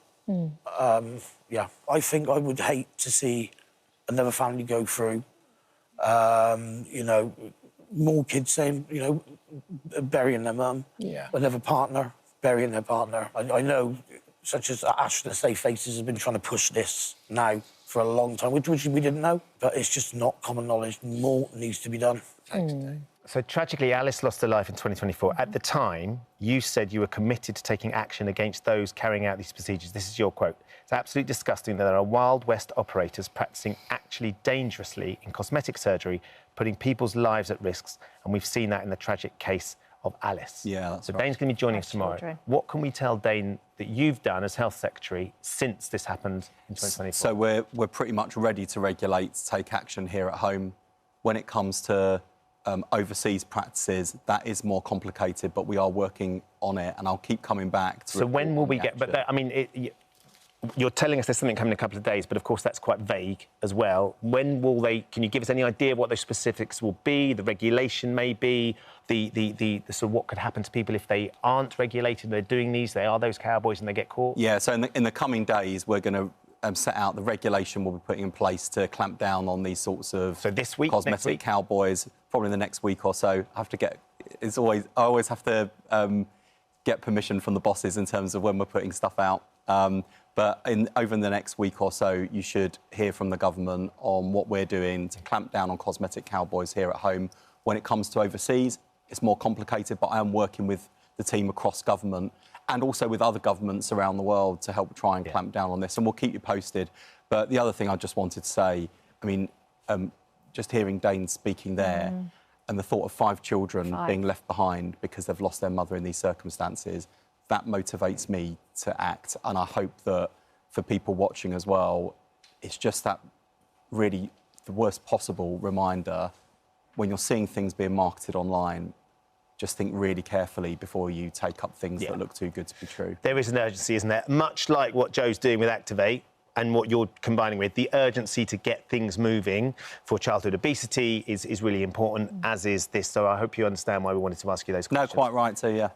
Have you done a session with Wes yet, Joe? Have you done We went to a school yesterday and we got the kids moving. I was so enthralled with the kids. I don't know if you've done any burpees, but this isn't also just a thing about obesity. This is more than just the external. This isn't just about the body. We have kids with serious anxiety, depression, getting pulled out of school. Yeah. They're really struggling. So this is about holistic approach. This is about encouraging movement for the mind. Because when you get the mind right, the body will follow, the transformation will come, and food choices will improve. The family's energy lifts. Like, this is so much more than just about body image and weight loss. You know, I think we need to talk about that a bit as well. Because kids are struggling a lot. You know, this will help. This is going to make them laugh as well. But they can find all the episodes of Activate on your YouTube channel? Yeah, so the YouTube channel, the first workout went live today. I think it's had like 10,000 views in the past hour. So it's on the Body Coach TV, and then every week there'll be a new episode all through summer holidays. And we've released it now because parents really struggle to get kids moving in the summer holidays. So one a week for 5 weeks. We'll have a little break, and there's more to come. More moves, more exercises, more challenges, and it's really, really a positive thing. So give your kids a chance to give it a go, and yourself. Ben, you're already in great shape. Have one, see what you think, and have a go as well. I like the idea of the next cabinet meeting starting with a little Activate session. Get the whole cabinet. Yeah, you won't be seeing those pictures. But you could do it, though. It's a serious point, though. I mean, I find like one of the hardest things I've found about the impact of sort of my job since I've taken it on in government the last year. You know, as you know, I went through kidney cancer years ago, and I started to get much more active, thinking much more about my diet. The nature of my job means, like, my exercise has suffered, like, you know, you sort of grab and go stuff. We've been talking about this with Joe going around the country. You just, so look, I suppose in some ways the great thing about being health secretary and responsible for the nation's health is that my own starting point is a lot different to you two. Let's put it this way. Yeah. So I'm probably not going to be on the front of Men's Health in quite the way that you. Why don't we make that the challenge, though, Wes? How old are you now? 42. You're 42. Honestly, there is no way that you can't turn that round. And as Joe will know, it's not about the picture at the end. It's the journey. It's what it gives you. Absolutely right. And that's the other thing I just want to say to people watching as well is please don't think that like it's all about spending hours in the gym every day or getting rid of everything that you enjoy, like a pint with your mates down the pub, or getting rid of like the chocolates and the guilty snack. You don't have to get rid of all of that. Like just a little goes a long way. So if we can all just get our activity up, like, you know, do half an hour walk a day, do a bit of swimming, like just every time I manage to get in the pool or go to the gym, it's not just about my waistline, it's also about, you know, my mental health as well. One last thing, just for the record, like, it is aimed at kids, right? But you could be a 50-year-old, 60-year-old, 70-year-old person at home now thinking, oh, you know what, I wish I had a bit of movement, a bit of music. You've got Elton John. I mean, Elton John's I'm Still Standing, one of my favourite songs of all time. Like, I was at Glastonbury watching him perform the most amazing set. To think that I've got that song on the launch episode. So you're going to love the music. It's a 5-minute little movement break, and it doesn't matter what age you are, it's going to lift your mood. You're going to really love it. And there's little moments of humour. I'm so proud of it, and thanks for supporting it. And no, stuff. you should be, Joe. And honestly, if the government had tried to do this ourselves, it wouldn't be as good as this. And it's really important. If we're going to make a genuinely healthier nation, we've got to swing in behind the people that are doing the good stuff and pulling in behind people as the government. And that's exactly what we've done here. And this is what gives me hope that we can actually tackle the obesity crisis, make our country healthier. It's about a team effort that involves government working, people like Joe, business, civil society, and all of us as individuals doing that little bit day by day, step by step. Absolutely. I've just had a message from the editor of Men's Health saying you're on 8 years' time. West Street front cover. Joe will help you. You stitched me right. Joe will help you. The office is going to love the wait till I get back. It's like everyone else's day. It's just for everyone watching, right? It's about breaking it down. Just last thing I want to say. Keep it simple. It's in the day, right? Don't think about tomorrow. It's like it's one workout at a time, one meal at a time, one food choice at a time. It's too overwhelming to think of it. It's like just small, simple things. Sleep, movement, and a bit more home cooking will change your life in so many ways. Thank you both for coming in. It's great to see you. Good luck with it all. It's going to be brilliant. Thank you for visiting our This Morning YouTube channel. We upload new content every day, so go ahead and hit that subscribe button so you don't miss out. And we'll see you in the morning. Welcome back. We've got a superstar guest joining us outside in the sunshine now. Yes, they've got bucket loads of talent, a dazzling Hollywood smile and the best hair in show business. We are, of course, talking about Shirley Ballas's dog.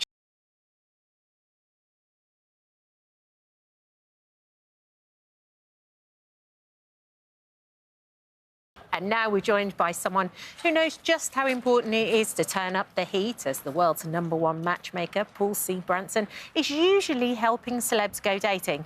But he's now putting them in the hot seat to tackle some pretty tough conversations. Good morning to you, sir. Good morning. Can I say, this is beautiful out here, isn't it? Gorgeous? This it's is good. So good. Yeah. When I watch the podcast, because I watch it as well, it's amazing how you get people to just open up to you. You are so brilliant at talking to them. How do you do it? Well, one is thank you for watching. Yes, I love it, because you can see the interaction then as well. Yes, absolutely. I think there's many ways to get someone to open up, but in particular, what I try to do is hold space for people. Yeah. And you think about holding space. Holding space is, in essence, it's saying, I'm not going to judge you. I'm going to see you in every way, shape, or fashion. And in particular, I'm going to affirm your emotions. And you think about that. When is the last time you had space held for you for an hour or 2 hours? Probably never. So this is the reason why I think so many of our guests open up. But I mean, what you're doing is, We Need to Talk is the name of the podcast. But interestingly, you're getting them to talk about very, very personal, difficult things in a space that we are going to be able to listen to and hear on the outside as well. Usually that's the sort of thing you think would be a very private sort of bit of therapy, but actually it's much more public than that, isn't it? It is, but you think about this, is that we all have secrets, we all have challenges, and we all want to talk about them. The question is where can you go to talk about them where you won't be judged? And that's exactly why I think our guests come to us, is because they know they won't be judged, and they can talk about these things that are close to their hearts. And when you're able to do that, you're able to actually make a better connection with yourself. Yeah. You do talk about how important communication is in romantic relationships, and actually any relationships that we have in life, for them to be successful. Yes, I mean, communication is it. It's the Achilles heel. And communication starts with being honest with yourself. And that's the reason why having these tough conversations are so important. And what I'm so proud of is how successful the podcast has become. It's interesting, we're in partnership with Stephen Bartlett's Flight Story, right? Now, Stephen Bartlett has the second biggest podcast in the world, but We Need to Talk is growing 13 times faster than his podcast was at this time. So we're on track. How's he feeling about that? There's a little bit of threat to the boss. It is, it's weird. But I think what makes him so brilliant is that he wants that level of competition. Iron sharpens iron. So We Need to Talk is on track to be the biggest podcast in the world. That's so exciting. Brilliant. Yeah. Oh, hello. Thank you for visiting our This Morning YouTube channel. We upload tons of new content every single day. So hit the subscribe button, like all the videos, and don't miss out. We'll see you in the morning. He's a legendary broadcaster and presenter, best known to giving members of the public a chance to be a millionaire. And, of course, Tiz was. Oh, yes, I remember the days of Tiz was. Come on. But listen, in his new book, go on, do it, darling. Sorry about in that. his new book, Chris Tarrant is bearing all. See what I did there? Yeah, I saw what you did there. He's bearing a subject which is very close to his heart. It's so annoying when you get legends on the sofa. I know. Because they're just silently judging us. It'll be fine. In recent years, he has swapped, show quizzes for grizzly bears. Not just bears, in fact, brown bears, black bears, all kinds of bears. Yeah, Chris joins us now to tell us more. This is so nice, Chris. What a beautiful book. Do you know, that publisher, I love them, they've done the last 2 books, and they actually like making beautiful books, which is nice. It's quite rare now, because everything's on Kindle or whatever. It's the sort of book you'd have on the coffee table. Yeah. Do you know what I mean? Have you got When a people coffee table? I have got a coffee table. I think we have. Yes, I've got a coffee table. This one, she's got coffee tables coming out of No, her I've ears. only got one. So where did the love come from? Fishing, basically? Is this an extension? No, before fishing. I mean, just as a kid, my mum always took me to London Zoo or whatever, and I loved, like the big male lions and all that stuff. I just loved bears. I was kind of obsessed with them. And then, yes, from fishing in places like Alaska, northern Russia, Canada, I get to see a lot of grizzly bears, particularly from a distance. We started taking 1 or 2 photos and all that. And, yeah, I mean, in recent years, I've seen lots.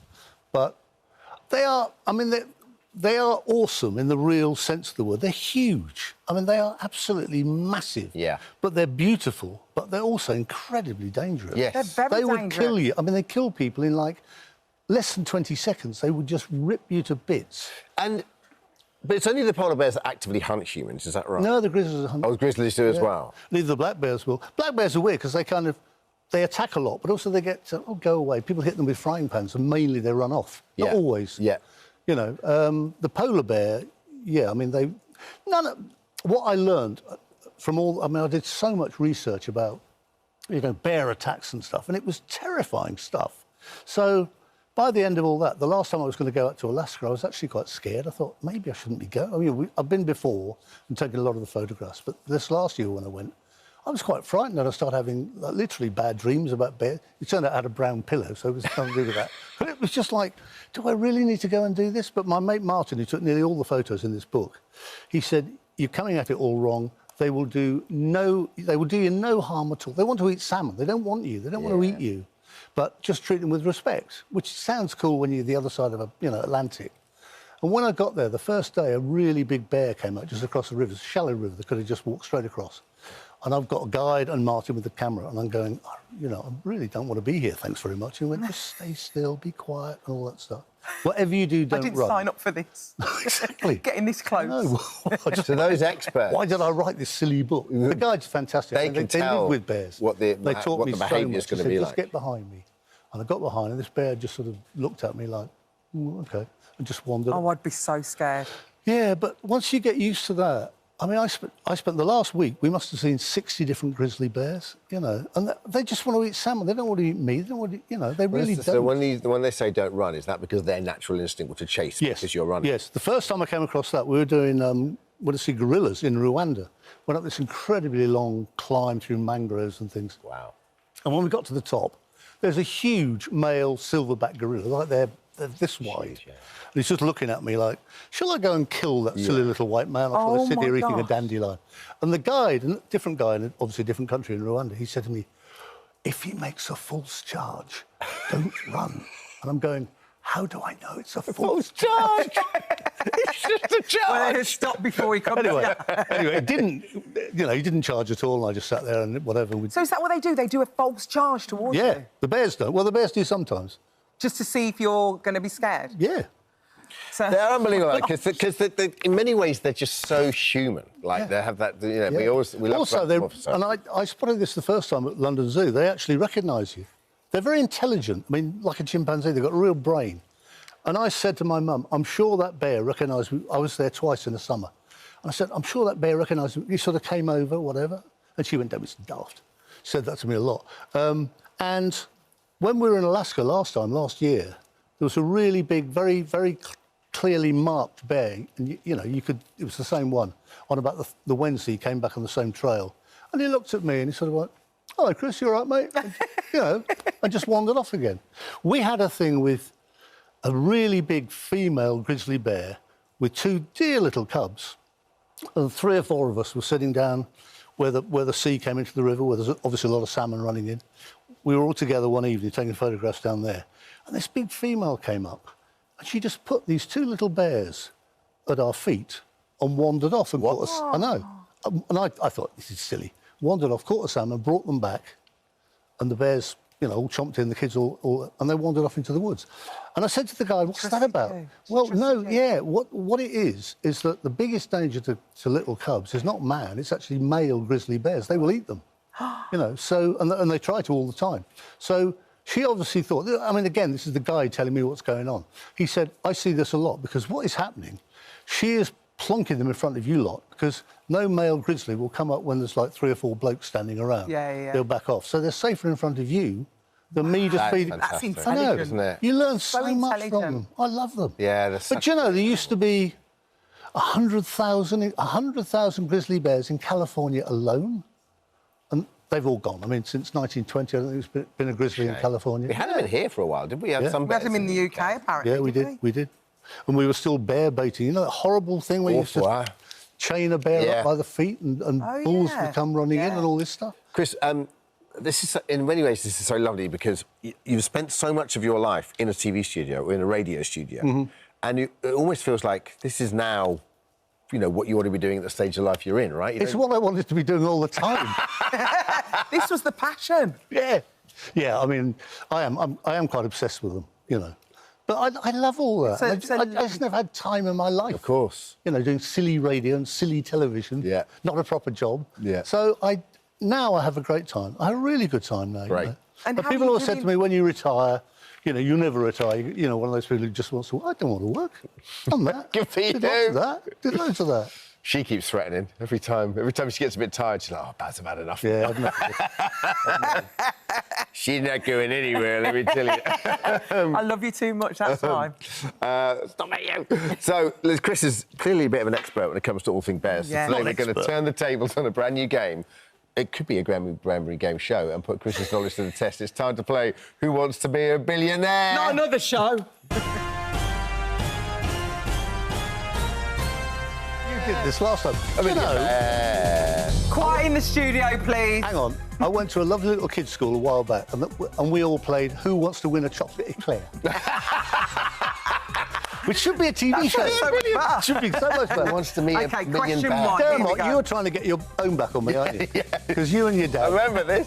Are you ready for this? I'm so ready. Okay, which love it when country is home to the highest number of wild brown bears in Europe? I tell you what, I think it's Romania, but it could also be Ukraine, because in Ukraine, they've stopped hunting, and there are a lot of bears now wandering about Ukraine. Do you want me to give you a little choice? Can I phone a friend? No. I've got some options for you. Is it A, Romania? Is it B, Russia? Is it C, Sweden?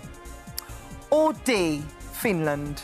Do you know, Alison, if you were a game show host, you'd starve. It's Romania! Final answer! Correct! Well done! What have I won? No, you've still got another question. I've got a book. OK, the next Hang one. on, let's think of the next question. What is a group of bears Oh, come commonly on, Dermot, called? put some drama into it. Come on. What? Scare me, baby. OK. Well, you've done very well You've so got to give far. him more. You could walk away right now. Go on, give him more. Is it A, a cuddle, B, a sloth, C, a pod, or D, a dawdle? Dawdle. Dawdle of bears. It's like scone as well. Do you say sloth or sloth? Sloth. It's a sloth. You're going with B? And the answer is... Hey! Oh, well done. Thank He's you. Have a given the lovely book day. as a present. And you've won, Chris, this book. It's got the love of bears. It's out now. I can only dream of getting this Congratulations. book. I've only got a shed load at home. If you could sign it for Alison and Dermot, we'd be very grateful. Thank you. Thank you, Chris. Thank you so much for visiting our This Morning YouTube channel. We upload new content every single day, so go ahead and hit that subscribe button, and we'll see you in the morning.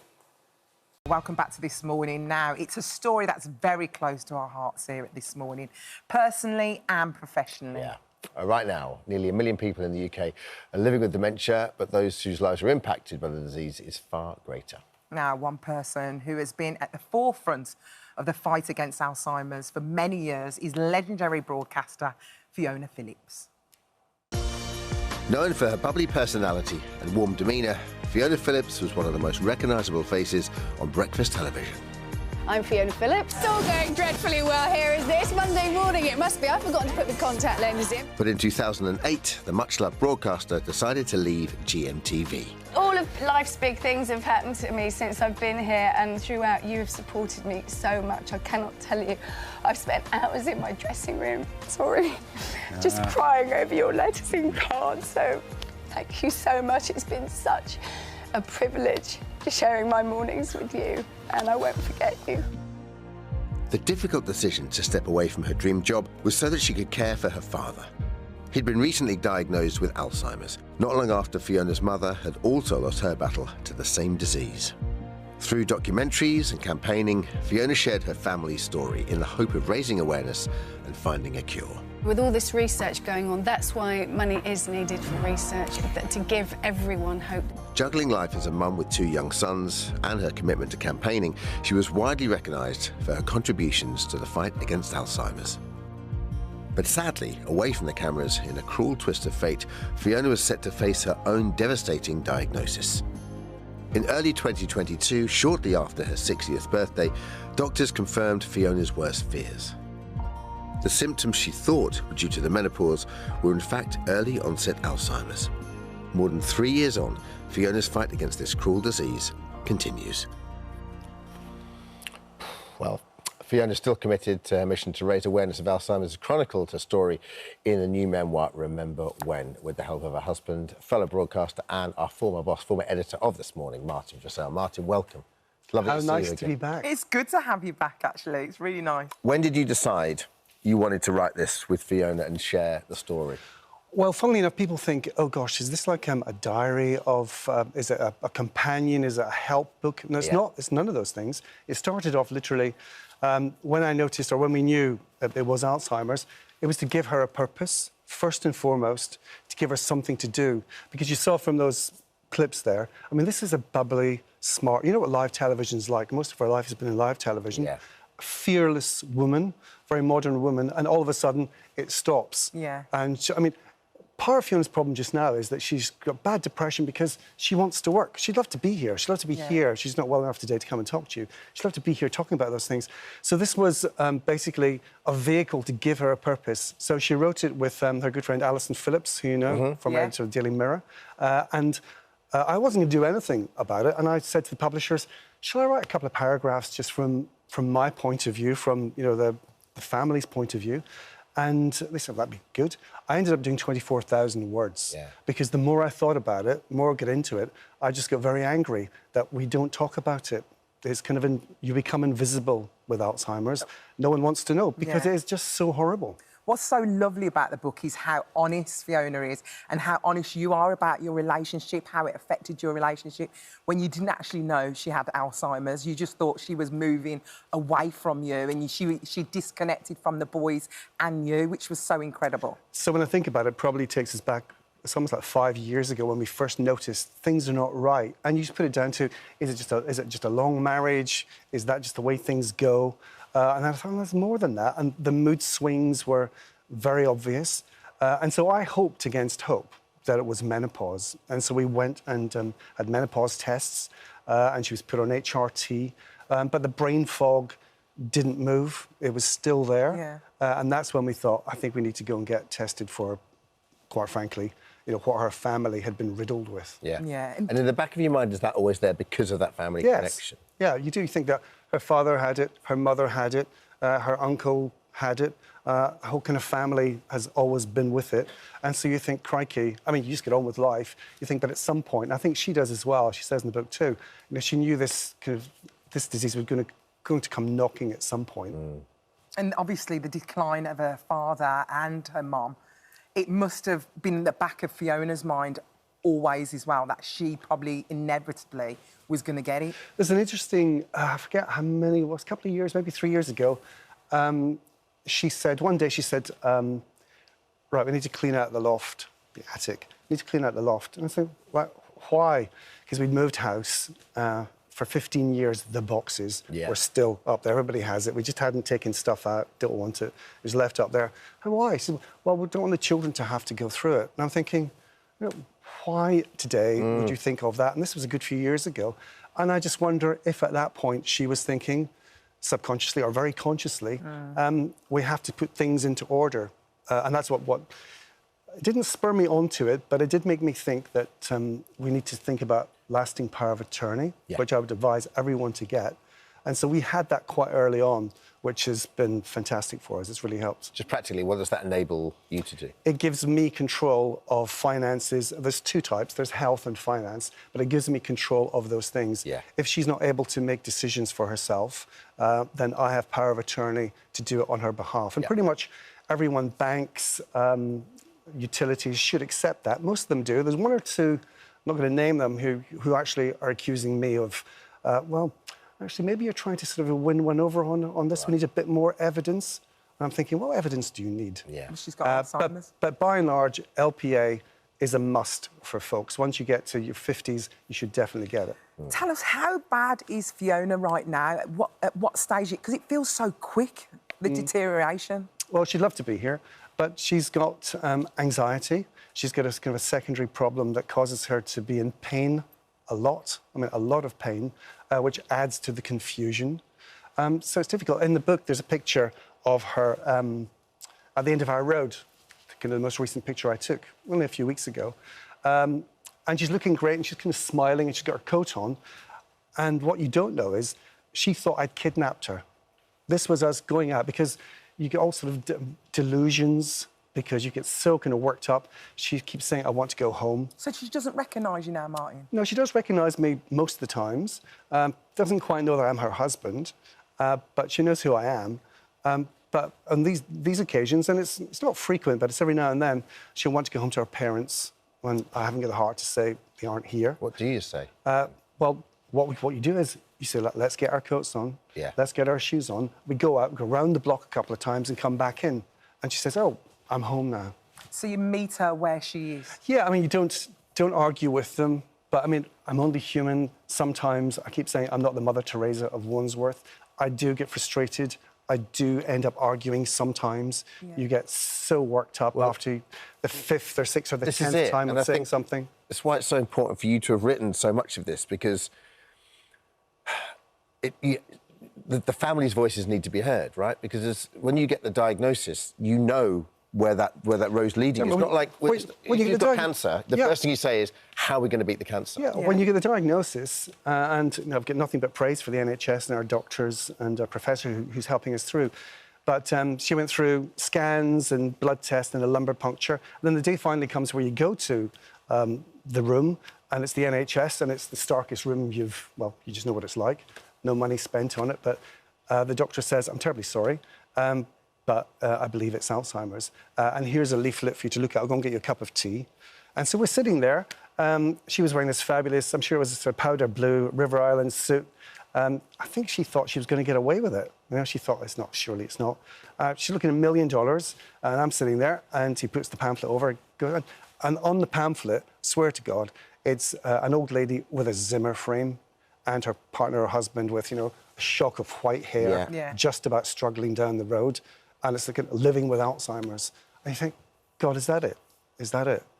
But the 24,000 words I ended up writing, apart from starting off, will I do 2 paragraphs? Because I just get so angry. When you actually look into it,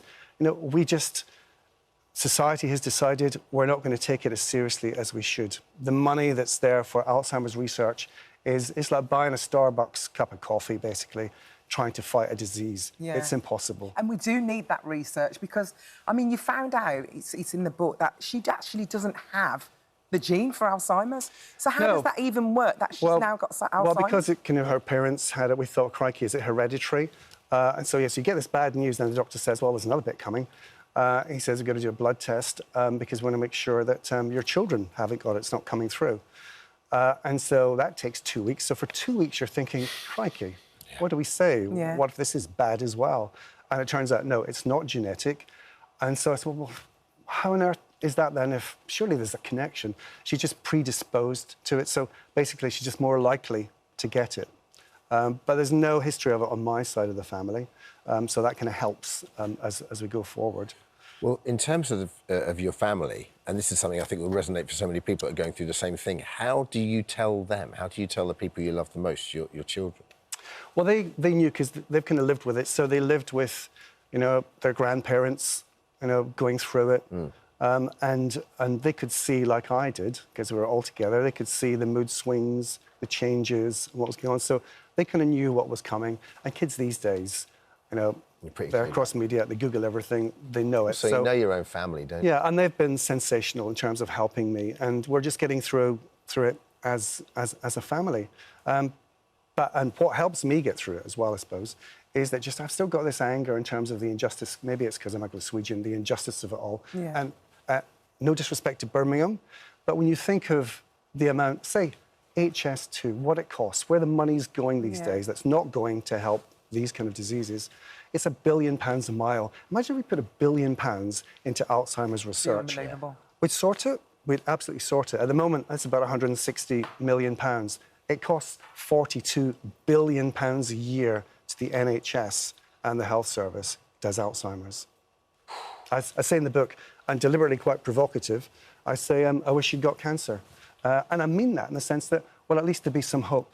Yeah. At least there'd be some treatment. It could be a cure. Well, that's what I mean. It's a route. So, and it might be incurable, but you've got a shot, you've got a chance. And you know that there are so many charities and institutions out there that are working towards ending cancer. Yeah. Whereas when you get that diagnosis, it's a one-way ticket, right? And, well, no one's survived it. So there's no one around to say, hey, this is what we do. And it's not a sexy disease in terms of The pictures aren't great. No. And if you start to get Alzheimer's badly, it's not a good look. You know, so it's not until you're died on your deathbed you look bloody awful. So it's not going to, you know, get front pages. And no royals seem to have had it, but they've had cancer. So it needs. And I'm the only one that's speaking just now, because no one else has spoken about it. And once I stop speaking, and I'm not going to be the poster boy for it, I reckon it'll just quietly go away into the shadows again. Yeah. But it's Britain's biggest killer. And they say that 1 in 3 babies born today, this Friday, 1 in 3 of them, is going to develop dementia, unless we do something about it. Yeah. Yeah. What's Fiona's day-to-day like nowadays, and what's your day-to-day like nowadays? Well, I'm doing some other stuff. So, I mean, my respite is to do other work, some podcasting, and I get down to the river and I try and do a bit of sailing, and my kids let me do that. But a lot of it is just, I mean, luckily I found a great drug that kind of, it's meant to be, it's a bit of an antidepressant, but it helps her sleep. I mean, quite recently she was waking up at 4 a.m., 5 a.m., 6 a.m., saying, right, what are we doing now? And so we're all knackered from it. Yeah. So now she is sleeping more, which is great. But she's also in a bit of pain as well from a secondary development in it that, you know, I'm not too sure whether it's neurological or whether it's an actual physiological thing that's happening. So literally, we just live for each day. Do you have any help at all? Because obviously you. No, we had yourself. someone come in. A very nice lady came in, but Fiona's still. I mean, listen. Although she's got Alzheimer's, she's still whip smart and intelligent, and she can suss these things out. I said, "Oh, here's this nice lady. She's the housekeeper. She's getting a housekeeper to come in." And Fiona said, "She's not a housekeeper, is she?" I said, "No, she is a housekeeper, you know." But she kind of sussed that out quite quickly. So we went through it for a few weeks, and then we just thought, what's the point? Because she's not, she's still very mobile, totally mobile, so we're not at a stage where we need someone to come in. So she's still independent, she wants to... Well, she was the most fiercely stubborn, and probably still is, independent woman ever. And when I say, look, the doctor says you've got to take this, she says, well, I'll be the judge of that. You think, oh, now, please... Just, don't be the judge of that. Please, just take what the doctor says type thing, which is what I love about her. So, I mean, the old Fiona is still very much there. Yeah. Absolutely. There's this lovely story, and you know, so many people say music helps, and you say there's this great sort of wonderful song she used to listen to about the stylistics, and it's still the thing that takes her back to a teenage bedroom in Southampton, right? Yeah, I mean, well, they say music. Well, I know music. Their memory. She's got a better long-term memory than I have. Her short memory's gone, but still. But long-term, she remembers all the lyrics, all the songs. That's why choirs. That's why Vicky McClure's dementia choir worked so well. I remember the day we had her on the sofa here, and I went home and said to Fiona, I said, I had an interesting, Vicky McClure from Line of Duty was on today. Oh, yeah. She has this choir.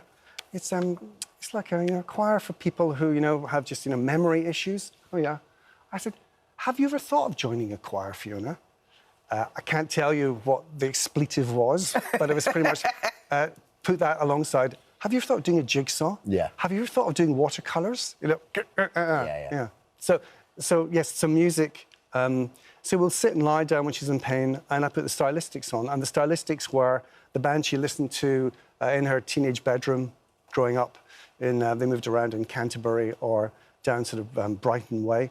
And so she remembers word for word she could go on the hit list and she could tell you the first opening bars of each Stylistic song.